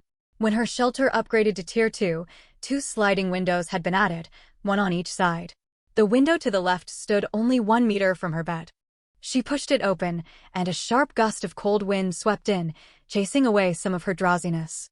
The forest, normally pitch black after dark, now bore several strange glowing objects hanging from its trees. Meng Anon rubbed her eyes in disbelief. Objects glowing orange hung high up on the trunks. 3 of these luminous things stood less than 10 meters away. She silently marked their exact locations in her mind. She would go investigate at first light tomorrow. She slept soundly through the night without dreams. Everything remained calm, and none of the troubles she had anticipated came to pass. The first thing Meng Anon did upon waking was praise her cloud bed. Never in her life had she slept on something so comfortable. She normally dreamed constantly, even after just 10 minutes of rest. Yet this was the first time she had slept more peacefully inside this world than in her old life. If not for the system alert, she believed she could have kept sleeping. Survival calendar, Day 2, time, 5:59 weather, clear, special weather, none, temperature, 26 degrees Celsius. Today's recommended activity, exploration. Daylight had already flooded the outdoors. Without hesitation, she followed yesterday's memories and headed for the tree closest to the 3 glowing spots she had noted. In daylight, it looked like an ordinary pine tree, with no visible sign of what had emitted light the night before. She took out her axe and began to chop it down. It was not long before the pine tree crashed to the ground. Obtained, timber times 2, twig times 2, pine nut times 3, scorching pine nut times 1. Mang Anon now understood what she had seen glowing, fruits infused with special attributes after being affected by the extreme special weather. Scorching pine nut restores 20 of overall physical condition upon consumption. No side effects. Attribute infused fruits. She had not expected special weather to offer such bonuses alongside its dangers. This must be the special attribute enhancement the system had mentioned at the very beginning. Recalling the other 2 pine trees bearing enhanced fruit, she followed her bearings. She cut down 5 more pine trees before collecting the remaining 2 attribute-laden fruits. After a full night's rest, over half her spirit power had recovered. Her satiety had dropped 2 points from bedtime, now sitting at 39. She had eaten nothing to replenish herself before sleeping, and her health had slipped from excellent to fair. Her body was covered in assorted scrapes that stung whenever she moved. After a moment's thought, she pulled out one of the enhanced pine nuts and split its shell open. The shell revealed creamy white flesh identical to an ordinary pine nut kernel. She bit into it. The texture and flavor were indistinguishable from regular pine nuts, yet the physical change was instantaneous. Her gnawing hunger eased noticeably, and the aches of her wounds dulled. She opened her character profile. Sure enough, her satiety had risen by 10 points, and the minus sign next to her health status vanished, updating to simply fair. Mang Anon felt as though she had stumbled upon a panacea. Only 2 enhanced fruits remained. She needed to conserve them for extreme crises. Reflecting on all the encounters and opportunities of the previous day, she began to believe her luck stat of 8 was genuine. Without a string of fortunate coincidences, she would never have claimed the server first shelter upgrade or earned all those item rewards. This luck of hers simply manifested in indirect ways. It would not grant her wishes on demand. A smile tugged at Mang Anon's lips. She preferred it this way. It pushed her to grow stronger rather than letting her rely purely on chance. Luck was fickle. What if it vanished one day? This was the 2nd day of the beginner protection period. Mang Anon continued gathering basic resources as usual, stone, timber, and the like. Whenever she spotted an unfamiliar tree, she would chop one down just in case it dropped valuable loot. It had only been a passing thought, yet she truly discovered a tree yielding extraordinary goods. After felling numerous trees, she came upon one with branches streaked pale pink. Its foliage was entirely rose-hued, though it was no cherry blossom tree. Dark pink formations of varying sizes clung to its boughs. This tree towered several times larger than the surrounding vegetation, boasting the thickest trunk she had seen since arriving in this world. No other tree of its kind grew nearby. Unknown. Perhaps a seed lost by some ancient entity took root and sprouted in this land. Even the system could not identify its species. Curiosity burned hotter than ever. She swung her axe, yet not a single mark appeared on the bark. Unwilling to concede defeat, she struck the unknown tree 15 times in succession until she was gasping for breath. The tree remained completely unharmed. Mang Anon was at a loss. She glanced upward at the dark crimson growths clinging to its branches. They must be its fruit. She refused to walk away empty-handed. If she missed out on precious resources, she would lie awake kicking herself at midnight. She thought for 5 seconds and confirmed her plan was viable. Rolling up her sleeves, she scooped up a handful of soil, then prepared to climb to pluck the crimson fruit. She would not attempt to scale the unknown tree itself. Its trunk was far too massive. Without climbing gear, it was impossible. But a neighboring pine tree stood merely half a meter away. The unknown tree's foliage spread wide enough that she could reach the fruit by climbing the adjacent pine.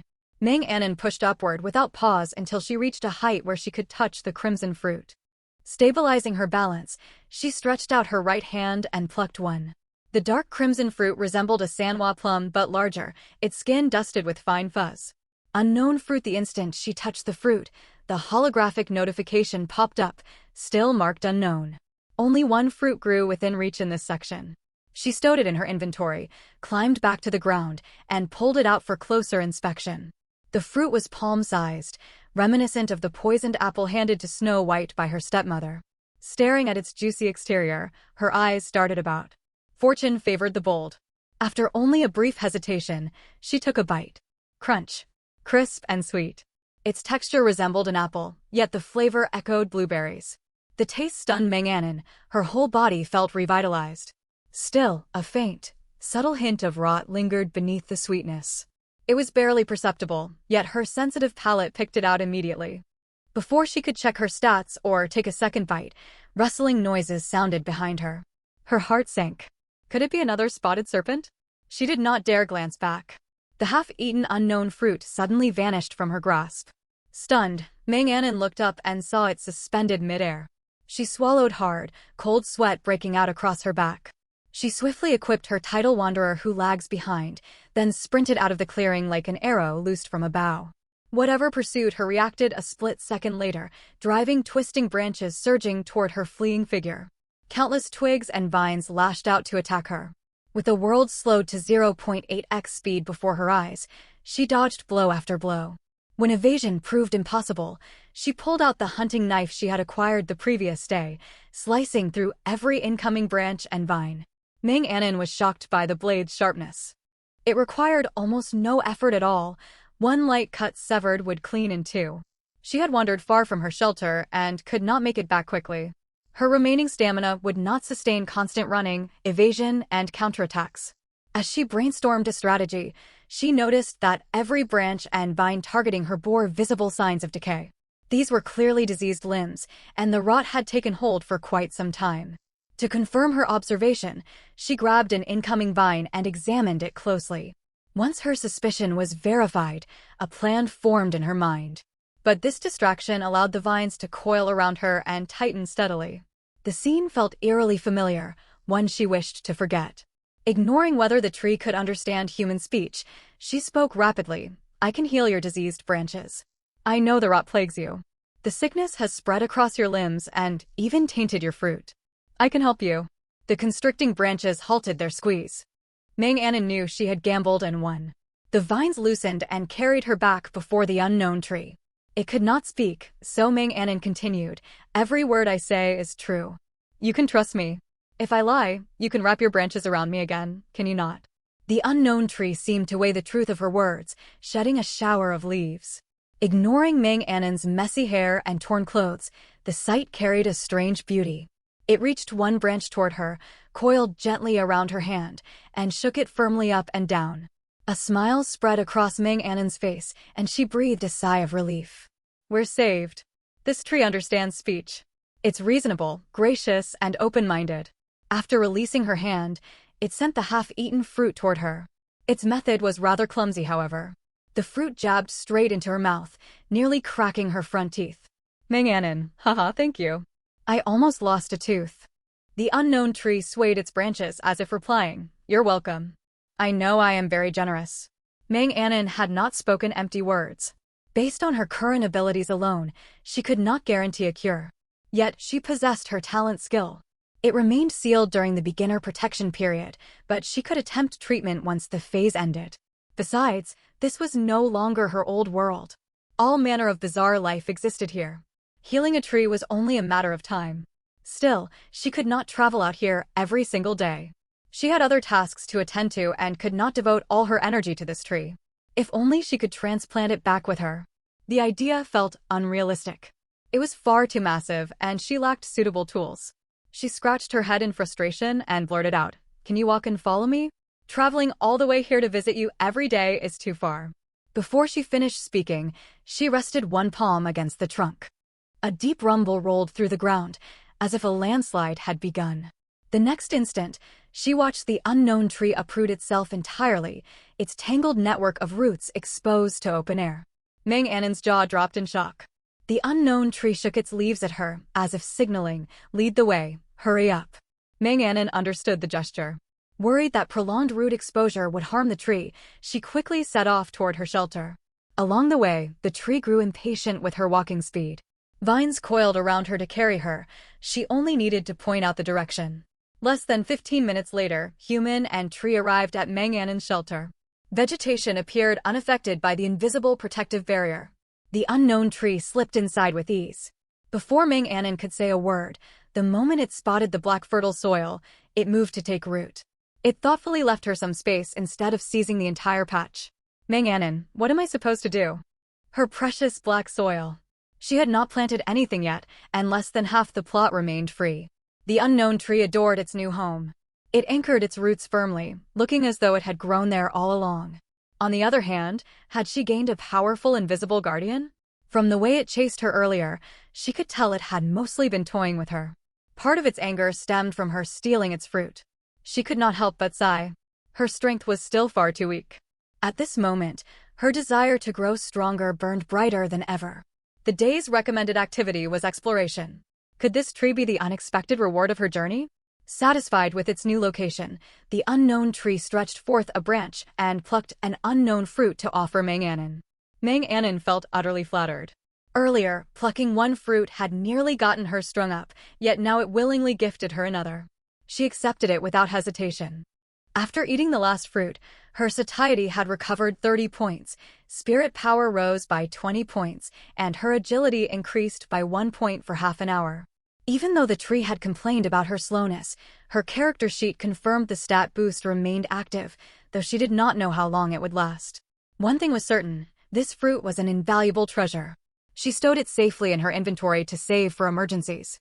It was still only midday after settling the unknown tree. Mang Annen hastily ate a little food to restore her stamina, then set off again. She planned to explore in another direction and chart uncharted territory. The forest stretched endlessly. She estimated she had not even uncovered 1/10 of its expanse, with countless opportunities waiting to be discovered. Before she could step outside the shelter, the clear sky abruptly transformed. Dark clouds swallowed the sun, plunging the world into shadow. Distant thunder rumbled. Rain was coming. A thought crossed Mang Annen's mind. She opened the holographic panel, and sure enough, the weather status had updated. Survival calendar, Day 2, time, 12:39 weather, thunderstorm, special weather, none, temperature, 21 degrees Celsius. There was no way to head out now. Mang Annen pulled back the foot she had lifted to step outside. She had expected nothing more than an ordinary thunderstorm, when the system announcement chimed immediately afterward. Special weather blood moon commences in 10 minutes. Blood moon? Not even a beginner prompt accompanied the warning this time. Would the advanced 10-minute alert disappear entirely next occasion? She had no idea what debuffs the blood moon would bring, but it would not be anything favorable. Trapped indoors, she could only stay within her shelter. Rain could not penetrate the barrier during the beginner protection period, so she had no risk of catching a cold from exposure. Once the protection expired, however, the invisible wall would vanish. Her plank house would not withstand heavy rain. It leaked wind and water easily and would quickly turn moldy. She checked the material requirements for upgrading her shelter to Tier 3, timber times 300, stone times 100, vine times 50, nail times 20, glass times 2, clay times 20. The list was not overwhelmingly long, yet several materials were still missing. From these requirements, she could tell a Tier 3 shelter would at minimum be a fully weatherproof dwelling. She already possessed enough timber and stone. She lacked some vines and nails, with zero glass or clay. Speaking of vines, Mang Annen turned to glance at the unknown tree rooted in the black soil. The tree swayed its branches cheerfully, rustling its leaves in rhythm, as if a sentient being inside it danced with delight. Mang Annen put on an ingratiating expression and slowly approached the trunk, pressing herself against its bark. She asked tentatively, "Lovely tree, could you spare a few vines for me?" As she finished speaking, she rubbed her palm gently against the bark. The unknown tree understood her request. Several pale pink vines extended down from its canopy and poked her in the back to signal its agreement. It had said yes. Mang Annen nearly threw her arms around the trunk to hug it. Still, how should she harvest the vines? She could hardly cut them off with her knife. She feared she would end up strung up for that. She dismissed the idea immediately. Mang Annen tried to communicate with the unknown tree, afraid it might misinterpret her gestures. She grabbed 3 of the vines, gave them a light tug, mimed slicing through them with her hand, then spread her palms in a questioning gesture. Should she pull them free or cut them off? The unknown tree seemed amused by her pantomime. Its upper branches shook, shedding a shower of leaves. The next instant, Mang Anon watched as the 3 living vines withered instantly and dropped to the ground. Mang Anon rubbed the tip of her nose, suddenly feeling her cheeks grow warm. Pushing aside the memory of her awkward gesture, she quickly picked up the 3 fallen vines. To her surprise, as soon as they entered her backpack, each vine split into 10 portions. In the end, she gained vine times 30 from the 3 original vines. She now had enough vines. Only glass, clay, and nails remained to be collected. She searched the player trade market for all 3 materials separately. One player had listed a large stock of clay, a full 50 portions, with a note stating prices were to be negotiated via private message. Mang Anon wasted no time and sent a private trade inquiry. Small bamboo fish, what's your asking price for clay? The other player must have been viewing their hologram at that moment, replying instantly. Sunny egg yolk, wow, it's you again, big shot. Do you have any food to trade? Seeing the name, Mang Anon realized this was someone she had traded with before. She had not paid attention to the seller's identity at first. Each new trade opened a separate chat window with no record of past conversations. Their previous exchange had gone smoothly, so she cut straight to the point. Thinking over the food she had on hand, she quickly typed her reply. Small bamboo fish, pine nuts again. I'll trade 10 pine nuts for the clay. Sunny egg yolk, deal. She had braced herself for price gouging, yet he agreed immediately. It seemed food remained extremely scarce even on the second day. The trade went through, and Mang Anon received clay times 50. She had bought her last batch of nails from Sunny egg yolk, so she saw no need to look for another seller. The trade went through, and Mang Anon received clay times 50. She had bought her last batch of nails from Sunny egg yolk, so she saw no need to look for another seller. She asked, do you have any more nails? A reply came right away. Sure thing, big shot. How many do you want? I've got 30 nails. Small bamboo fish, give me 20 nails. Same rate as our last trade. Sunny egg yolk, got it. Both sides completed the trade happily, each feeling they had gotten a great bargain. Only glass was left for Mang Anon to acquire. She combed the trade plaza thoroughly, but found no listings. She decided to post a message in the public chat channel instead. Anyone has glass? Message me privately. I can offer food in exchange. Beautiful dreamer, what do you need glass for? Are we even at the same stage of progression? Spear covered in dung, glass is used to upgrade shelters to tier 3, I reckon. My shelter's tier 2 now, and the tier 3 upgrade requires glass. System crash. Back on Earth, some people were rich and some poor, but I thought we all started on equal footing in this game. Other players are nearly tier 3 while my shelter's still stuck at tier 1. Sob sob. No private offers arrived through the group chat, but she received a message from Sunny egg yolk. Big shot, I've got glass. Trade with me. I want pine nuts again. Mang Anon's brows drew together. Did this egg yolk carry a magic sack with every resource imaginable? Or had he spawned in a resource-rich zone? If his spawn area truly held abundant supplies, he would not need to barter with her for food. That left only one possibility. He had plenty of non-edible materials, yet struggled to find food. Small bamboo fish, name your price. Sunny egg yolk, glass is hard to come by. I only have 4 pieces total. She braced herself for an outrageous quote, and what followed made her mouth twitch. Sunny egg yolk, 2 pine nuts per piece of glass.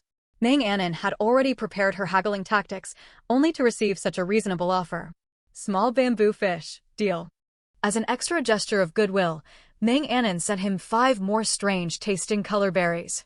They tasted awful, but they restored satiety and spirit power, a small token after multiple rounds of cooperation. When Sunny egg yolk received the gift, he grinned so wide his cheeks ached. Yet the moment he popped one into his mouth, he nearly threw up the pine nuts he had just eaten. Did the big shot have bizarre taste preferences? He stared at the colorful berries in his hand, growing more convinced. Otherwise, why trade away pine nuts and keep these terrible berries?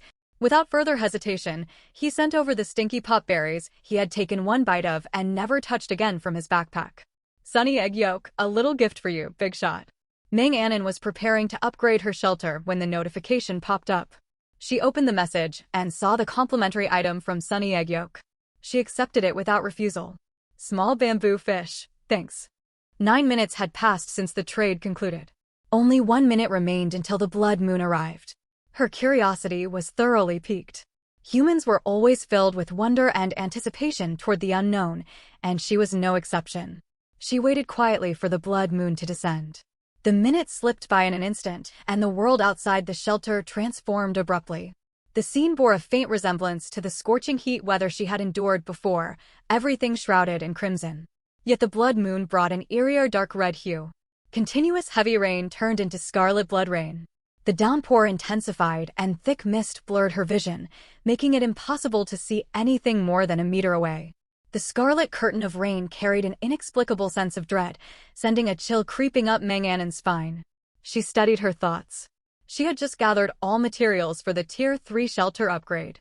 With the blood moon storm raging outside, now was the perfect time to begin the construction. She tapped commands on the holographic panel. A cloud of white mist instantly enveloped her simple wooden shack, and a countdown appeared before her eyes.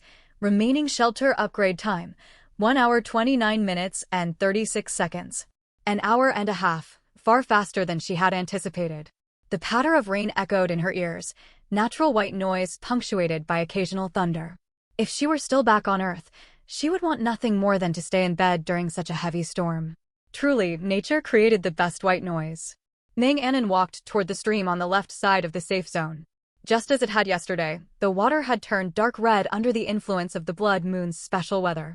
She squatted at the boundary and waited. Presently, several shadowy fish shapes flickered beneath the surface, more than just one or two. She could now confirm for certain, these special fish only appeared during special weather events. The mystery solved, a new dilemma surfaced. Should she try to catch them? And, if she did, would they be safe to eat? The red fish looked as though eating one would spell instant doom. She dared not take such a reckless gamble. While she crouched by the stream's edge weighing her options, a vine suddenly stretched out in front of her, passing through the safe barrier and dipping straight into the current. Moments later, the vine coiled around a dark red fish, dragged it ashore, and dropped it at her feet. It was a vine from the unknown tree. The tree seemed eager to claim credit, twisting its tendril back and forth in front of her. Meng Annen's face lit up. She never expected the unknown tree to possess such a skill, and she showered it with sincere praise. Eventually, the unknown tree grew bashful from all the compliments and retracted its vine. Meng Annen leaned down to examine the large dark red fish thrashing on the ground. Its eyes were far larger than those of ordinary fish, its scales twice the normal size, and it had no gills. These mutated creatures could not cross into the safe zone of their own accord, yet they could be brought inside the territory with the player's implicit consent. When she watched the vine catch the fish, her excitement and anticipation had counted as approval. Meng Annen picked up her axe and tapped the fish as long as her forearm. Fire scale fish, a species that emerges only during celestial anomalies. Highly aggressive in water, capable of tearing chunks of flesh from prey with ease. Completely defenseless once removed from water. Celestial anomalies referred to special weather events. Defenseless out of water, Meng Annen scratched her head. The system offered no information on whether it was edible. She made up her mind. Lifting the axe, she brought it down hard on the fish's head. It perished instantly. Congratulations!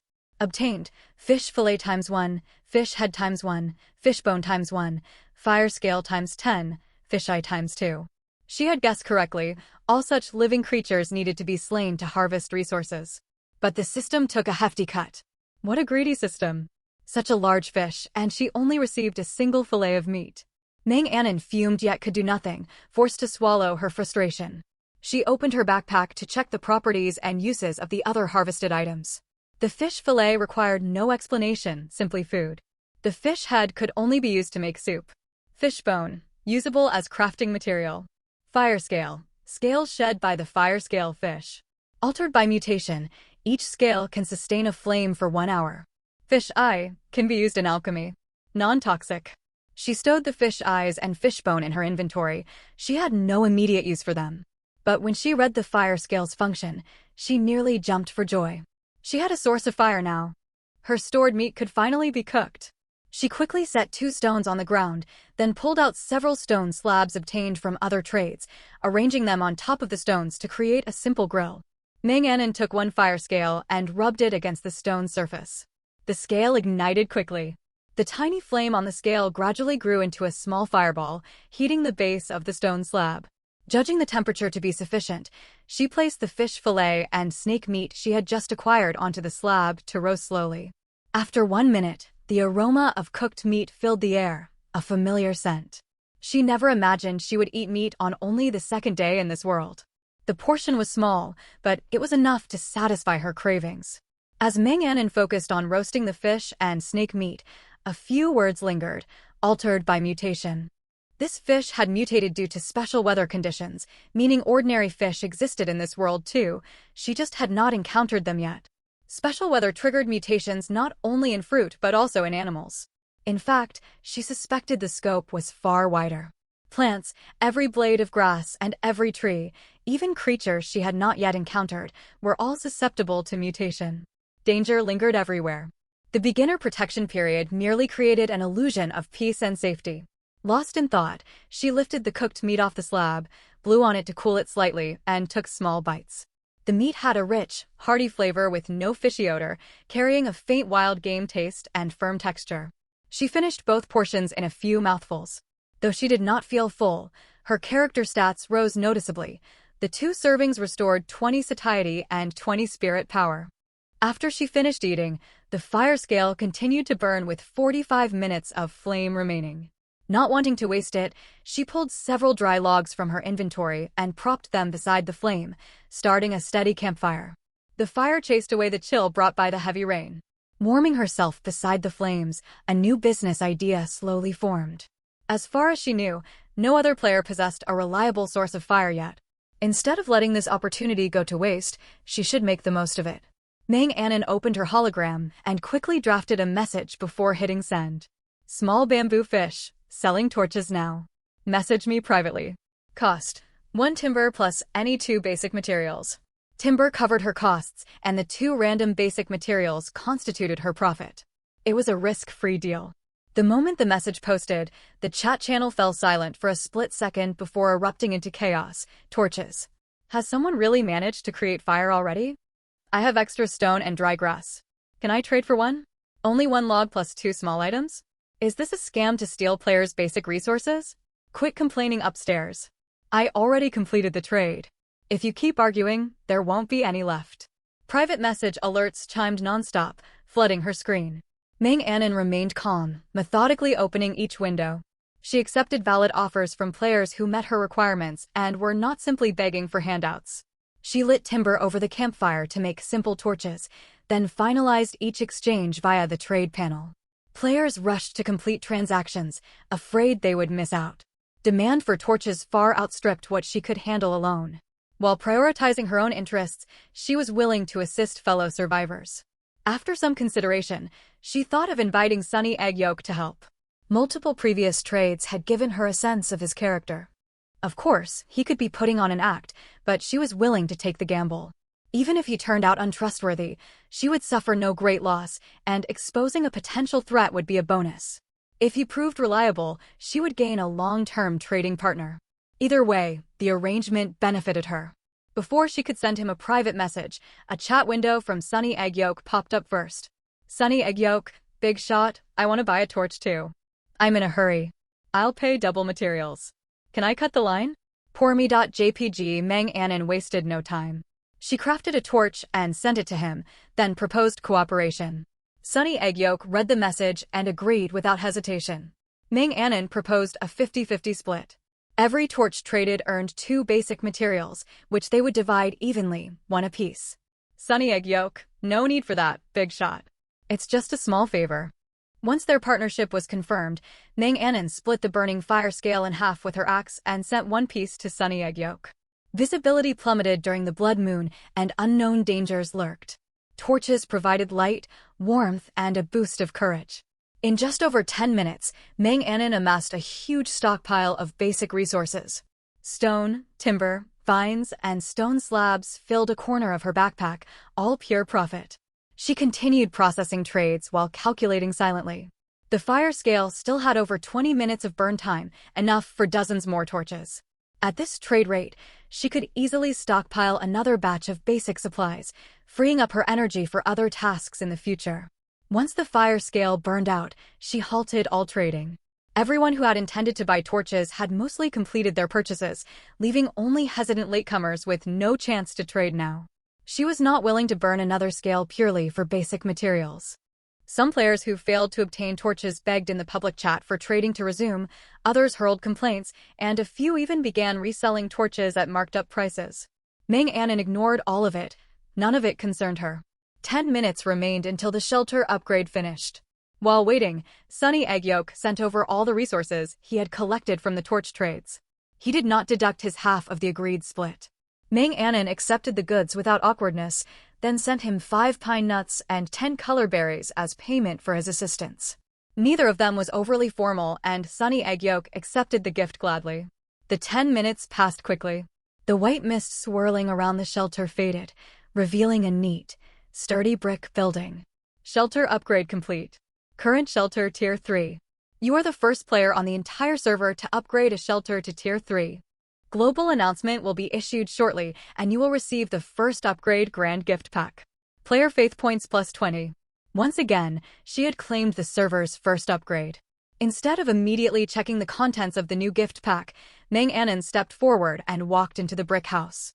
The instant her hand touched the structure, a hologram popped up before her eyes. Current shelter Tier 3. Affected by special weather, the shelter gains the special modifier, Blood Moon. Shelter defense level increased by 3. Can withstand 3 devastating external attacks. The modifier expires once all 3 defenses are consumed. Congratulations! You have unlocked your first hidden attribute.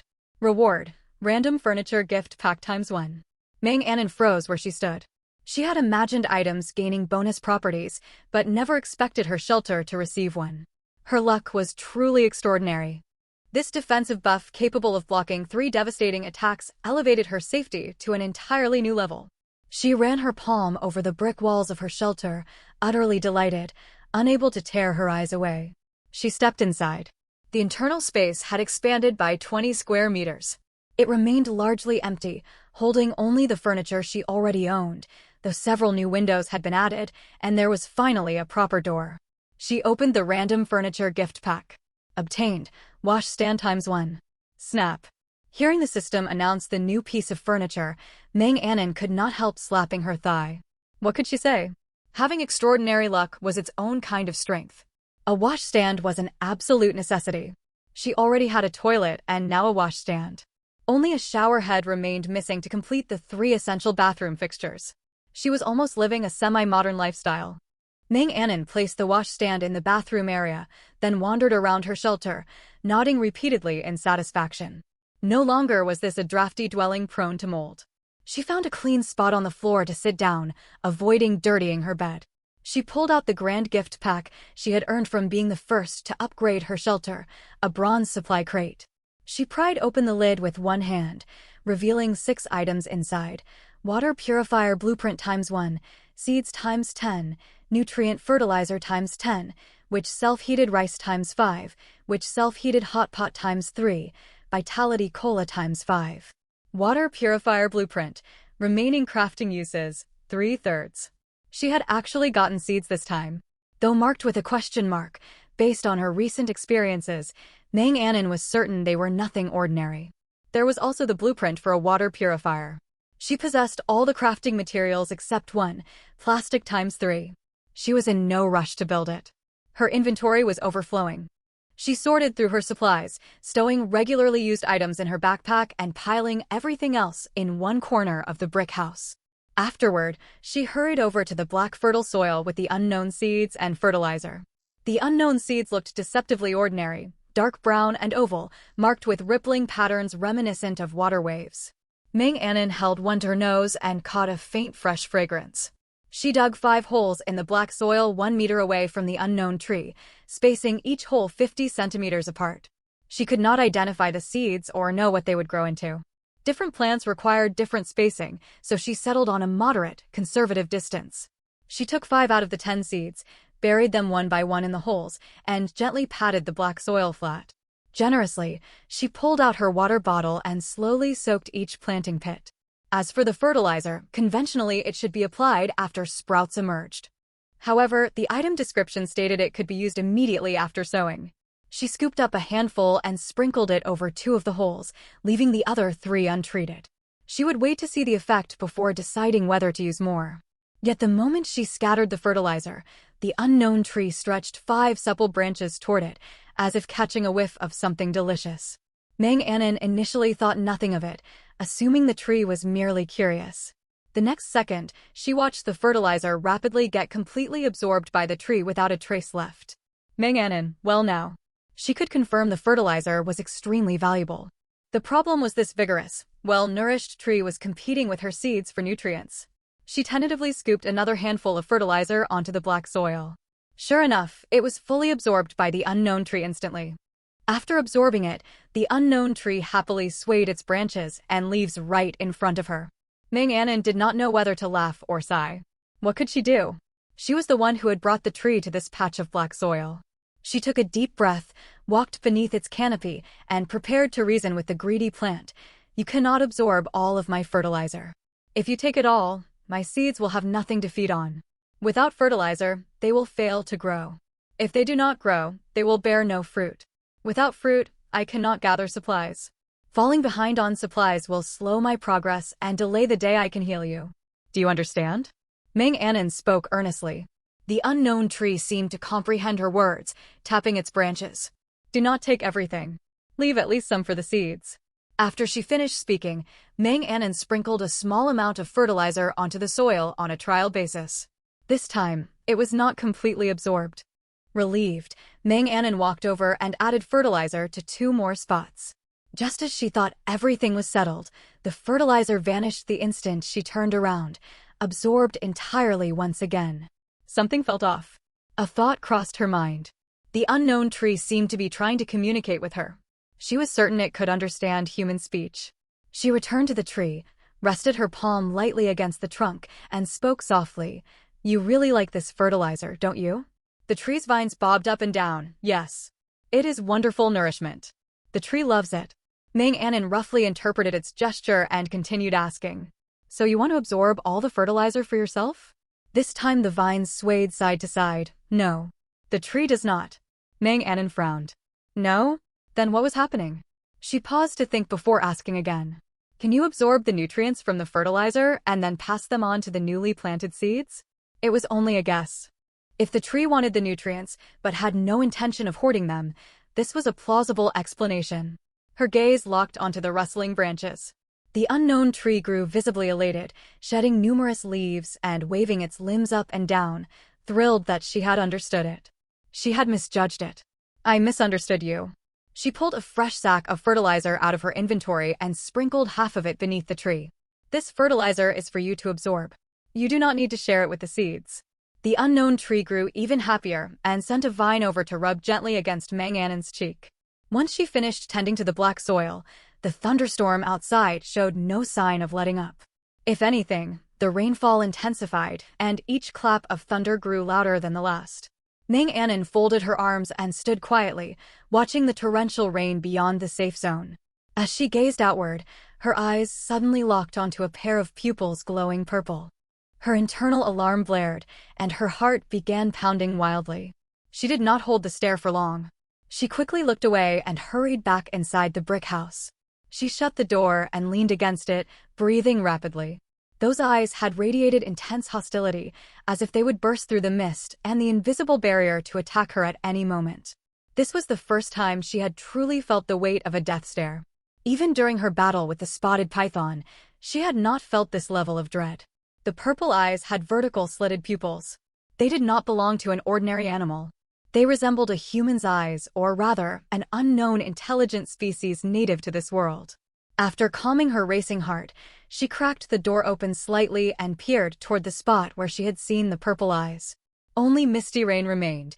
The creature was gone. Meng Anon exhaled quietly, thinking the threat had departed. Just as she relaxed, movement caught the corner of her eye on the left side of the rain curtain. Where nothing had stood moments earlier, a faint shadow materialized silently. Its outline blurred by the heavy downpour, it looked like a phantom standing amid the mist. And those familiar purple pupils glowed faintly, fixed steadily upon her. Beep beep beep. Detected high-tier unknown creature lingering at the edge of the safe zone. Threat level A. When the system announcement echoed, Meng Anon felt that piercing gaze grow even more menacing. Threat level A. She had been transported to this world for less than 2 days, yet a class of dangerous creature lurked near her shelter, even with the beginner protective barrier active. If the barrier vanished, the monster in the rain. Only 2 days remained until the end of the beginner protection period. Once it expired, the invisible shield surrounding her shelter would disappear entirely, and the danger level would skyrocket. The thunderstorm only subsided shortly before nightfall. 10 minutes after the rain stopped, the special weather effect lifted as well. A thin crescent moon hung in the night sky, dotted with a handful of stars. The shift in weather was so drastic Meng Anon wondered if she had imagined it. She had stayed inside her shelter the entire afternoon. Now that the rain had cleared, night had fallen. 2 days of beginner protection remained. Meng Anon stood within the safe zone and stared into the pitch-black forest, where darkness swallowed everything. Aside from selling torches and organizing supplies, she had accomplished nothing all afternoon. She had wanted to go exploring, but could only watch the world beyond the barrier.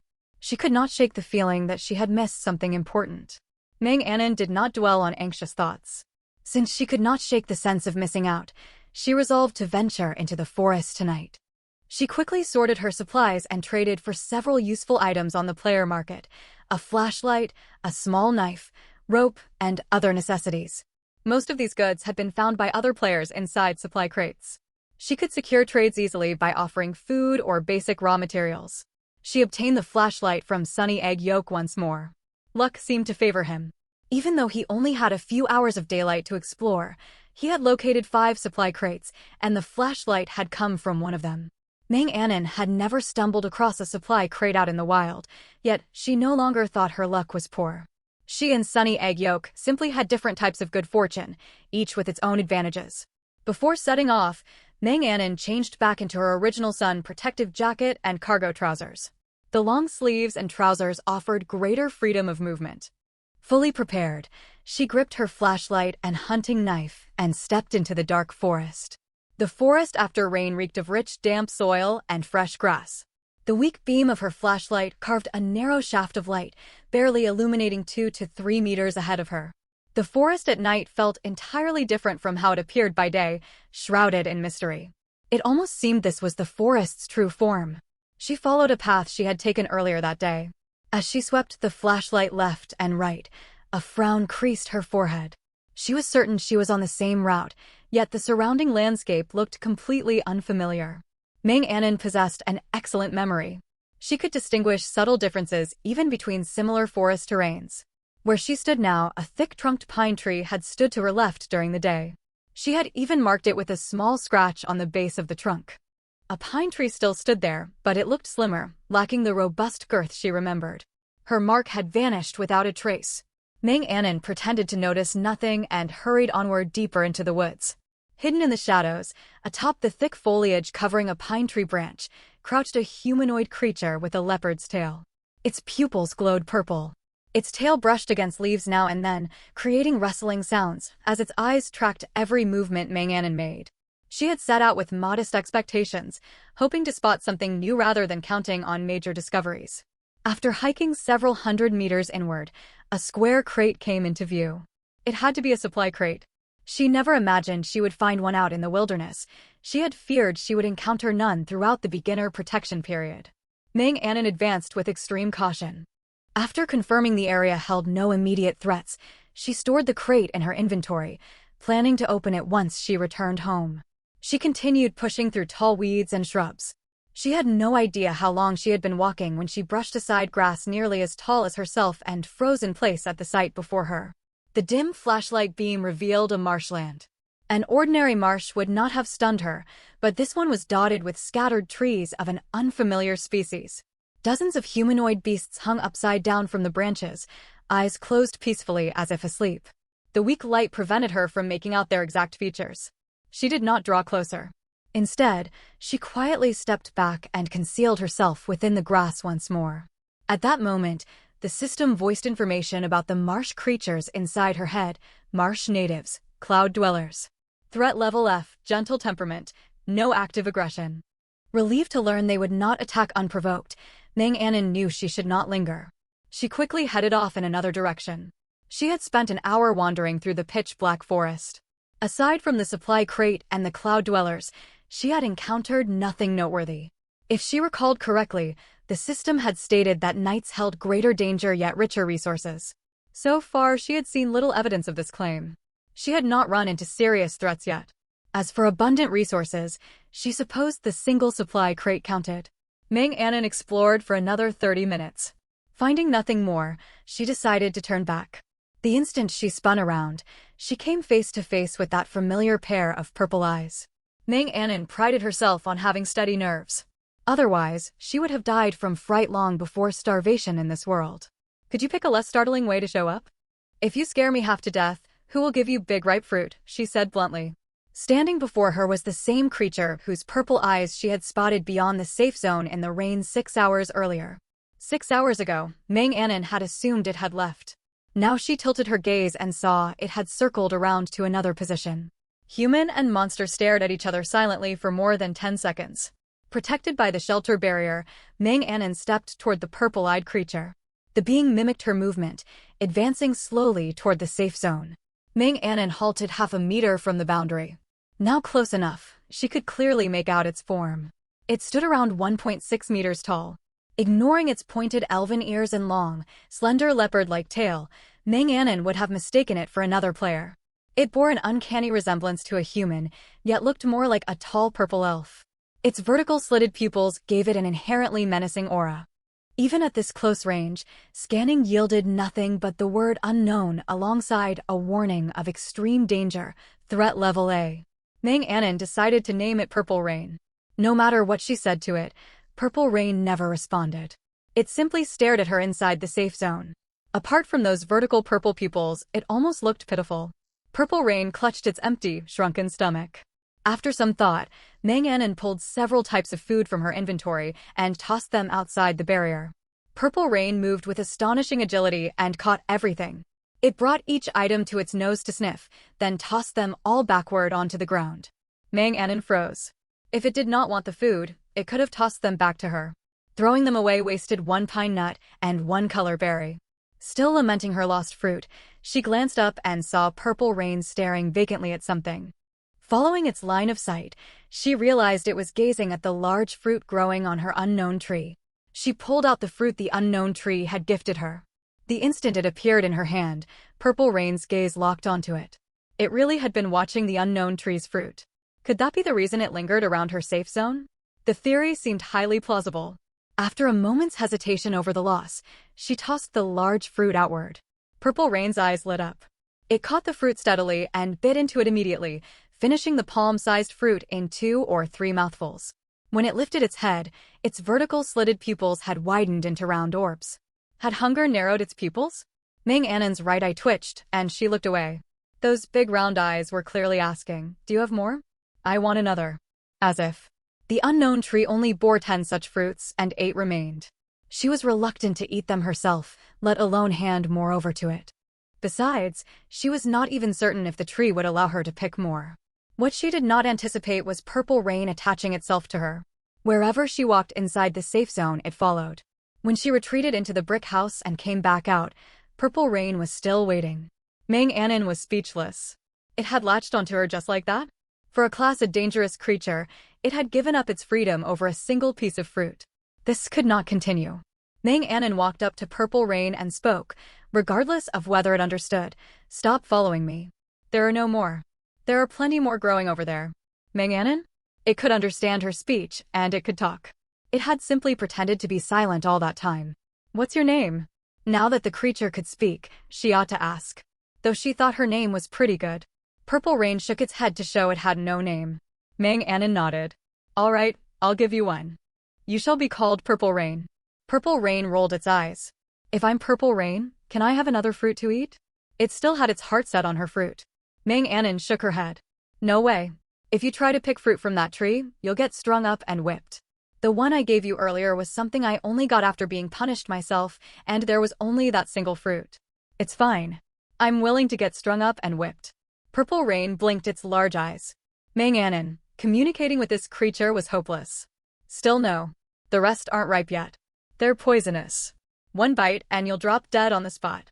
Purple Rain seemed genuinely frightened by her warning. Very well. Curious, Manganon asked, why did you hang around my territory? Purple Rain tilted its head upward to signal it had been drawn by the scent of the tree's fruit. Her guess had been right. Manganon's mind raced.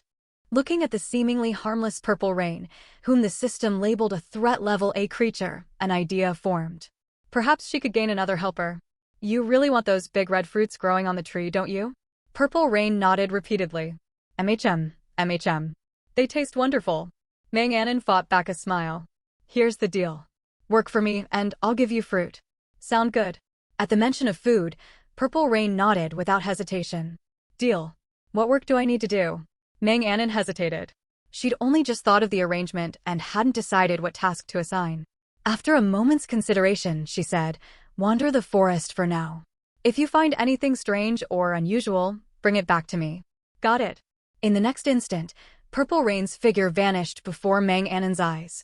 Truly, the promise of food could motivate even monsters. As for the unknown tree's fruit, she was not worried. She believed she could persuade the tree to give her more. She could also trade fertilizer for fruit. She had plenty of options. 6 hours slipped by in the blink of an eye. She never expected to run into Purple Rain deep in the forest. With no safe zone barrier separating them, a flicker of panic shot through Manganon. Purple Rain scratched the top of its head, then pulled 2 long, dark red fruits out of nowhere. Each was half as long as an arm, wreathed in faint crimson mist. Manganon recognized them immediately, fruits infused with special attributes after the Blood Moon's special weather. She reached out to take them. Blood Moon attributed crisp melon. Consumption temporarily raises strength by 2 points for 30 minutes. A stat boost to strength was incredibly useful, yet her attention drifted away from the melons. Finding 2 of them meant there must be a patch of these melons nearby. Excited, she grabbed Purple Rain's hand. Where did you pick these? Take me there quickly. Purple Rain looked confused. It had only gathered them because they looked nice. Still puzzled, it led Manganon toward the spot where it had harvested the melons. The patch was not far, roughly 1 kilometer away. Traveling at night was slow, and it took Manganon 20 minutes to arrive. The view opened up before her, an enormous melon field spanning over 100 square meters. The crisp melons grew along the ground just like watermelons, with 5 melons sprouting from each cluster of vines. After confirming the area was safe, Manganon sprinted forward to gather the fruit. Learning from her experience stripping the color berry bushes last time, she did not harvest everything, leaving 1/3 of the melons untouched. Her inventory now held 2 stacks of crisp melons. She ate one along the way. It was crisp, sweet, and bursting with juice. By the time she finished picking, her inventory was full. She opened the hologram and listed some melons on the trade market. Food remained scarce, so she set private negotiation terms and planned to sort out offers once she returned home. Manganon encountered no threats on the journey back to her shelter. She suspected Purple Rain was the reason danger had avoided her. Yet some wariness lingered in her heart. Purple Rain still could not cross into her safe zone and could only stand outside longingly staring at the unknown tree's fruit. Manganon walked over beneath the unknown tree and chatted with it quietly for a long while. She sprinkled more fertilizer onto the black soil, and this time the unknown tree plucked 2 fruits and offered them to her. She was pleasantly surprised. When had it become so generous, gifting 2 at once? She stored 1 fruit in her inventory and tossed the other outside to Purple Rain. With the fruit in hand, Purple Rain darted off excitedly. Back inside the brick house, Manganon first processed all trade requests for the crisp melons and exchanged them for materials. She then pulled out the first supply crate she had found, a wooden crate, the most basic tier of supply container. Opening it revealed only common raw materials, but Manganon was not disappointed. Finding her first supply crate was a promising start. She slept soundly through the night, and morning brought the 3rd day of the beginner protection period. Manganon rinsed her mouth in the bathroom, ate several pine nuts and 1 crisp melon, then stepped outside. She met Purple Rain's gaze immediately. The creature was sitting just beyond the invisible barrier. Manganon initially intended to ignore it and head for the black soil to check on her sprouting seeds. But Purple Rain stood up, revealing a crate sitting beneath it. It was a bronze supply crate identical to the one awarded by the system previously. Manganon twisted around mid-step and hurried over to Purple Rain.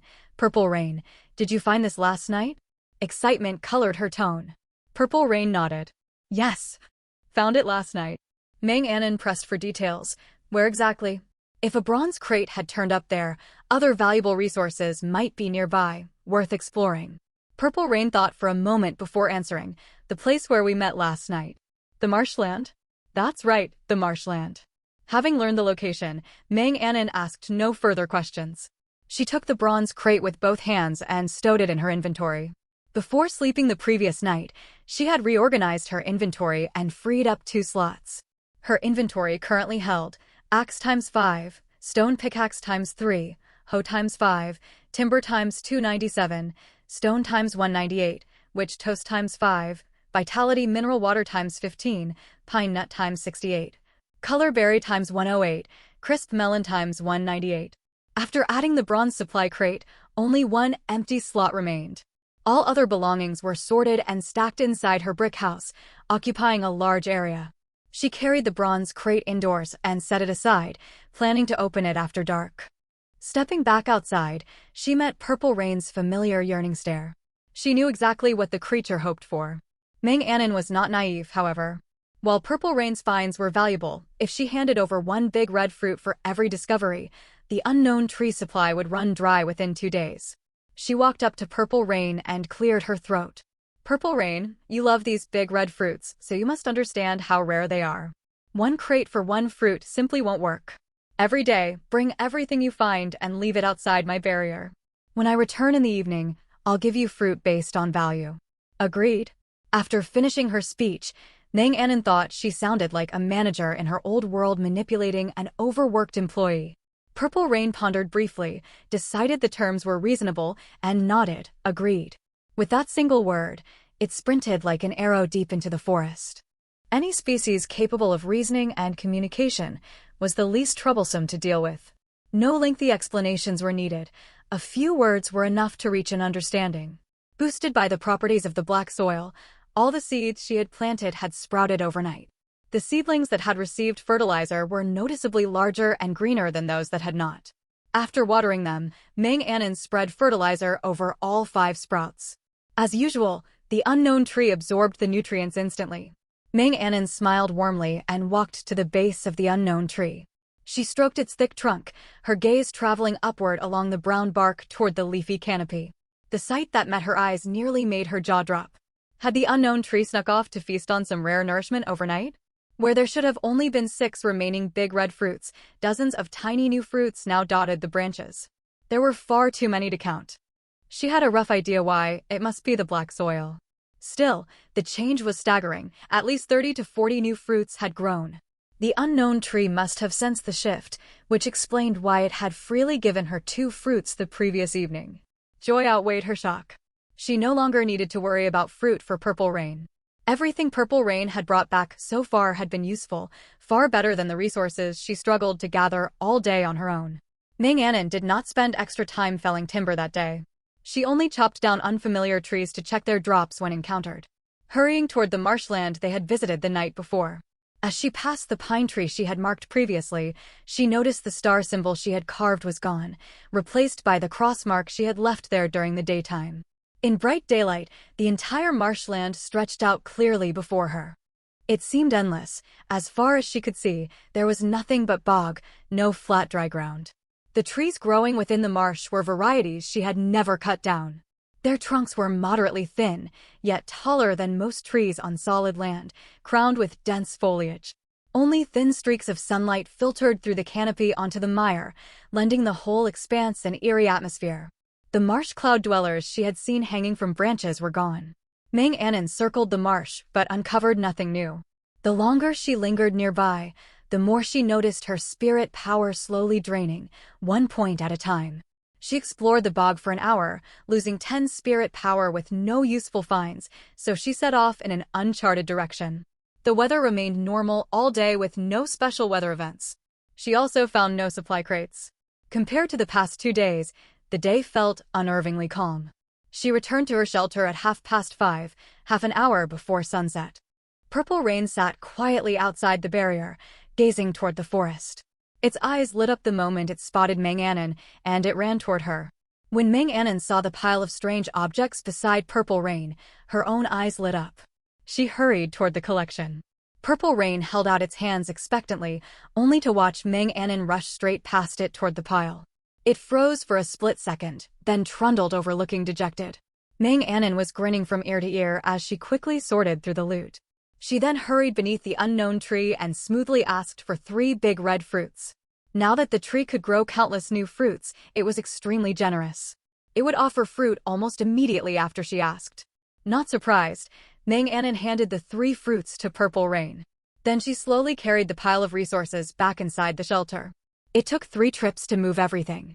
Purple Rain had brought back every odd thing it had considered interesting. Even a smooth pebble with beautiful patterns was among the haul, though the system marked it as ordinary. So she placed it by the window as decoration. With 3 fruits in its possession, Purple Rain had already forgotten Meng Anon's earlier slight and hopped happily back into the forest. Meng Anon had good reason to reward it with 3 fruits. She had originally planned to give only 1 fruit per day, but changed her mind immediately after seeing the haul. From the pile, Meng Anon picked out 4 items the system marked as the most valuable.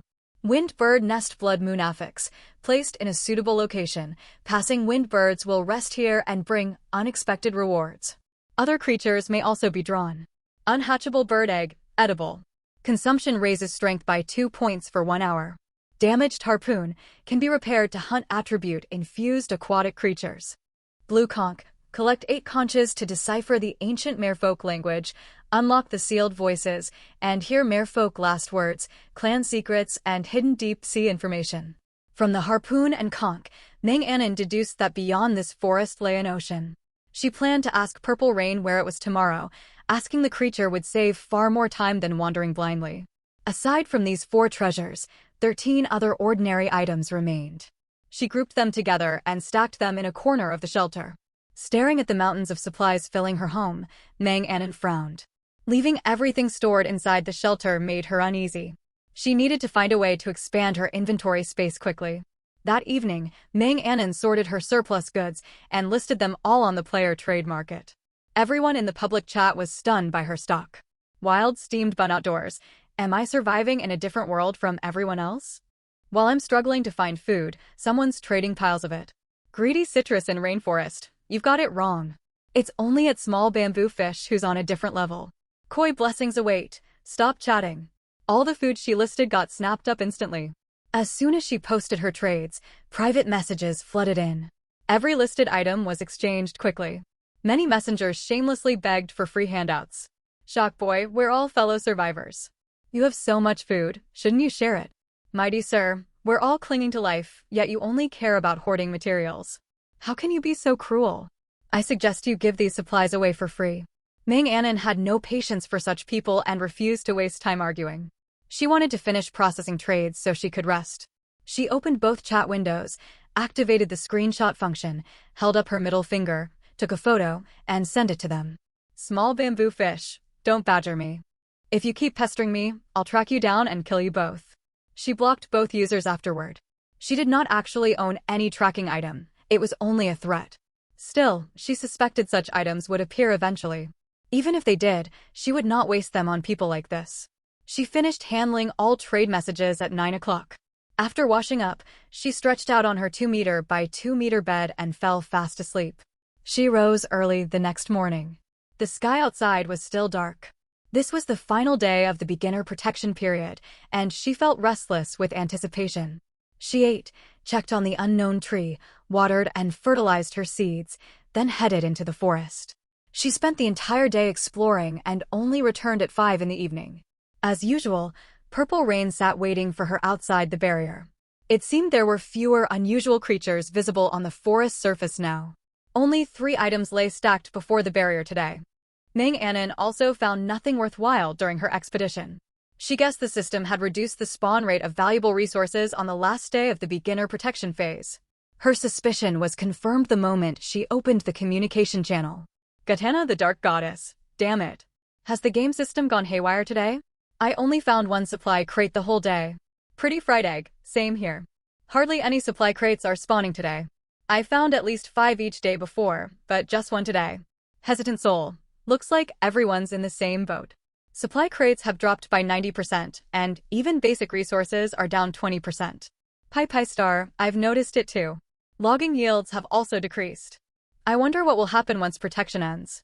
Koi that bubbles easily. Judging from the current situation, anyone who can head out to gather more basic resources tonight ought to skip rest. Fundamental supplies are irreplaceable. Once safety buffs vanish, gathering resources at the same rate will become twice as difficult. Reading these messages, Meng Anon raised an eyebrow. She had neither cut trees nor mined stone today, so she had not spotted the change. She walked over to a pine tree, pulled out her axe, and began chopping. A minute later, just as the players warned. Previously, felling this tree would grant 2 timber, 2 twigs, and 2 pine nuts. Now she only received 1 of each. Yields had literally been halved. Meng Anon could not help cursing inwardly at the game system. Before she could voice her frustration, snowflakes suddenly drifted down from the sky. The temperature plummeted 20 degrees in an instant. A piercing cold wind cut through the air, stinging her skin. Meng Anon did not waste a second.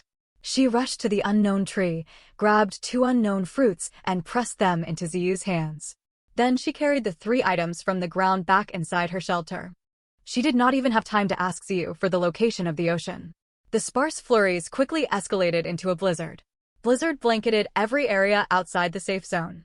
Even inside her cabin, Meng Anon could not fully block out the bitter wind. She cleared an empty spot indoors, took out a fire scale, and started a campfire. The warmth chased away some of the chill, and only then did she begin to feel comfortable. She opened the holographic interface to check the weather. Survival calendar, Day 4, time, 17:30 weather, blizzard, special weather, none, temperature, 15 degrees Celsius. Blizzard descended on the final night of the novice protection period, and temperatures kept plummeting.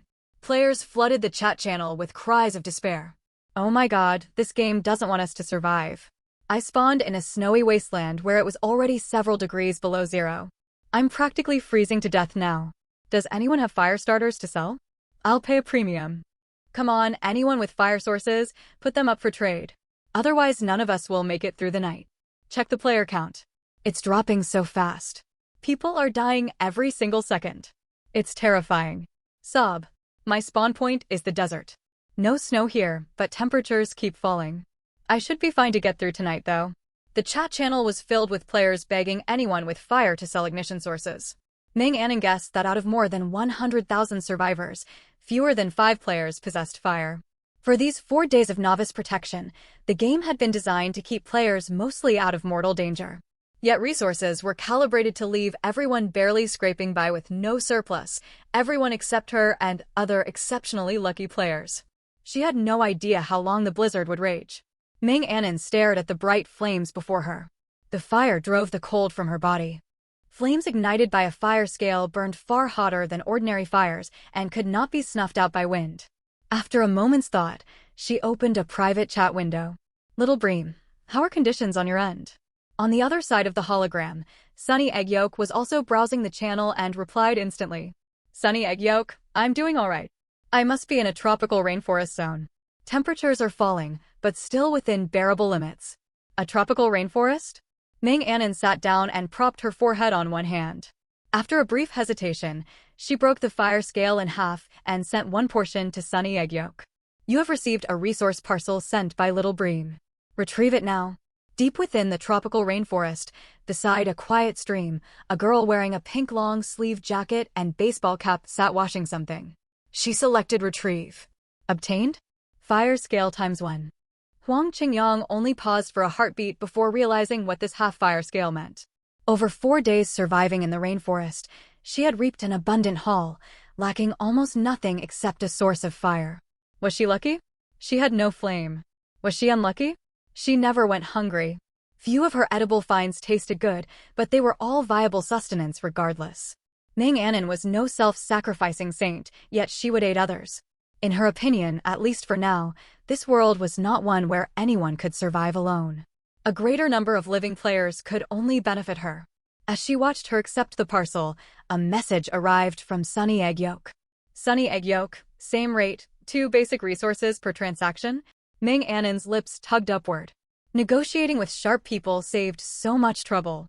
Little Bream, correct. Sunny Egg Yolk, got it. Moments later, 2 eye-catching notifications appeared. Little Bream, trading torches. Cost, 1 timber plus 2 random basic resources. Sunny egg yolk, torches for sale. Cost: 1 timber plus 2 basic resources. When players saw the posts, there was no cheer. Even heated discussions about the sudden temperature drop died down instantly. Only a handful sent public messages. The rest swarmed their private inboxes to trade for torches. Private trade requests flooded both players nonstop. A single fire scale only burned for 1 hour, which Ming Anon deemed sufficient. Even if only a few hundred acquired torches, anyone who obtained one could keep their fire alive indefinitely by feeding it timber. Those players could also craft more torches to resell, allowing even more survivors to weather this natural disaster. Ming Anon trusted most players had sharp business instincts. Many would craft extra to flip for profit. She did not feel cheated by allowing others to resell. If anything, it helped maintain superficial stability. The game would only grow crueler as time passed. Even a temporary peace was worth cherishing. Ming Anon and Huang Qingyang labored for an hour, stopping only once the fire scale burned out completely. 6 pieces of timber could be ignited at once, and each took 2 minutes to catch flame. Over that hour, Ming Anon crafted a total of 180 torches and collected 360 basic resources of all varieties. Among them was exactly what she needed: 2 plastic. With plastic, she could now assemble the water condenser. Ming Anon took out the water condenser blueprint and placed it on the workbench. She loaded all required materials, and the machine immediately began crafting. The process would take 10 minutes. At the same time, she received a parcel from Sunny Egg Yolk containing all the basic resources collected from torch trades. Ming Anon declined to accept it and sent the parcel back with a message. Little Bream, split everything 50-50 this time. Both were straightforward people. Sunny Egg Yolk quickly sent a new parcel. Ming Anon claimed it, finding 180 basic resources plus unfamiliar food items she had never seen before. Little Bream, thanks. Sunny Egg Yolk, I'm the one who should thank you. These foods are edible, but their flavor is truly terrible. I admire you for being able to eat them. I want to learn from you. Staring at the message, Ming Anon was momentarily confused. Me? Enjoy strange-tasting wild food? She had never said anything of the sort. Could this misunderstanding have stemmed from those weird colored berries she sent last time? Suddenly she remembered the food Sunny Egg Yolk had delivered earlier. She had been busy and never gotten around to sampling it. Ming Anon retrieved 2 green fruits from her backpack, resembling green apples. Green fruit abundant on highland barley trees. Non-toxic and edible. She hesitated briefly before taking a bite. An overpowering grassy, astringent flavor flooded her taste buds instantly. Ugh, bleck. Its taste rivals those strange wild berries. 300 torches were hardly a massive stockpile, yet there were countless players eager to trade. Hoping to earn extra resources, everyone who obtained a torch lit a flame inside their shelter. Following Ming Anon's pricing model, they began crafting torches to resell. Gradually, the number of torch owners swelled, letting most survivors kindle small fires amid the freezing blizzard. With so many players involved, some tried inflating torch prices. Yet before they could complete a single sale, the player base collectively boycotted them, forcing everyone to stick to the standard rate. It was 8 o'clock at night. The forest outside loomed eerily dark. Gusts of wind whistled through the trees like mournful wails, sending chills down the spine. Fortunately, Ming Anon possessed steady nerves. By the faint glow of her torch, she tried to make out indistinct shadows shifting within the woodland. Shortly after she finished trading, her water condenser finished construction. She planned to place it beside the dark soil patch and carried it outside. As she reached the clearing, faint moonlight revealed something pacing back and forth just beyond the boundary of her safe zone. Setting aside her curiosity, she set down the condenser, grabbed timber to light a torch, and headed toward the edge of the safe zone to investigate. The shadow within the forest sensed Ming Anon had spotted it and stopped wandering, standing perfectly still. By the dim light, Ming Anon could barely tell it was definitely not human, some kind of forest monster. It remained roughly 1 meter outside the range where the system could identify creatures, leaving its identity unknown. Unease gnawed at her, especially with the novice protection period drawing to an end. She was unsure exactly how the game calculated time. Would protection expire at midnight, or the exact hour each player entered? If the latter, safety buffs would vanish at 8 the next morning. There was nothing she could do for now. Whatever monster lurked outside could not harm her while protection lasted. She returned to the dark soil plot and set up the water condenser. Water condenser, produces 100 milliliters of purified water every hour. A system notification popped up upon installation. The output exceeded her expectations. She chose to place it outdoors because she lacked storage. The wide stretch of dark soil remained parched. Condensed water could flow directly into the ground. She would move the condenser indoors once she obtained proper containers. Only after finishing these tasks did she examine the 3 items Xiyu brought back: an ornate jewelry box reminiscent of the Republican era, a uniquely shaped stone, and a smooth, round red orb. First, she used the system to analyze each object. Only one yielded identifiable information. Witch's jewelry box, a jewelry box accidentally lost by a witch as she traveled across this continent. She grieved its loss and searched repeatedly without success. Faint traces of the witch's magic still linger. Mang Annen's eyes narrowed. Another reference to witches. Nearly all food items bore the prefix witches. This jewelry box strengthened her theory, though she required time to verify everything. The witch's jewelry box featured a snap clasp. She pried it open to reveal an interior with blue-green patterns. 3 items rested inside: a bracelet, a necklace, and a hairpin. The bracelet was crafted from 4 sun motifs and 1 moon inlaid with yellow-green gemstones, emanating mystery and vitality. Compared to the bracelet, the necklace possessed a simpler design.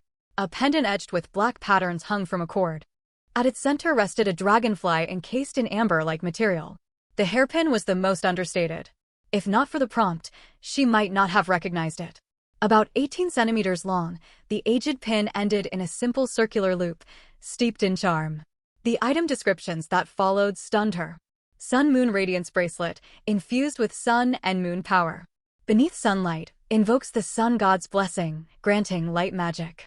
Wearing it beneath moonlight guides you by the moon goddess, leading you to make correct choices. Glass Bloom Dragonfly Necklace, formed from dragonfly remains. The wearer may receive aid from the witch. Wooden Hairpin, born once every 1,000 years within the Azure Wasteland domain. Wearing this pin unlocks a portal. System warning: do not travel there if player level is below rank S. Reading the descriptions, Mang Annen nearly leaped into a backflip from excitement. Her spirits soared. Xiyu must be my lucky charm. She never imagined Xiyu could locate the witch's jewelry box. Something the witch had hunted for endlessly had ended up in her possession. Mang Annen spared 2 seconds of silent sympathy for the witch, but no more. Alongside this windfall came unanswered questions. This game appeared far more mysterious and dangerous than she had initially believed. Mang Annen shook her head. She could not concern herself with distant troubles. This was only her 4th day. Perilous as it might be, she would grow stronger. There was no rush, she had plenty of time ahead. She cleared space and stored the items. She took out the bracelet and slipped it onto her left wrist. Setting its powers aside, the bracelet perfectly matched her aesthetic. She had never enjoyed accessories, finding them cumbersome. Yet this bracelet exerted a subtle pull, making her unable to take her eyes off it, likely the influence of its mystical power. She freed 5 slots in her backpack for essential gear. The clock soon read 23:39. Mang Annen sat upon her cloud bed, waiting for midnight. She needed to confirm whether protection expired at 12 or 8 o'clock the next morning. A strange surge of anticipation welled up inside her. She looked forward to midnight's arrival. Meanwhile, the remaining 120,886 players were all awake, waiting for the hour to strike. The chat channel buzzed intensely, as everyone speculated what changes would occur once novice protection ended. Waiting always dragged on. Mang Annen felt as though an entire century had passed before the clock finally struck midnight.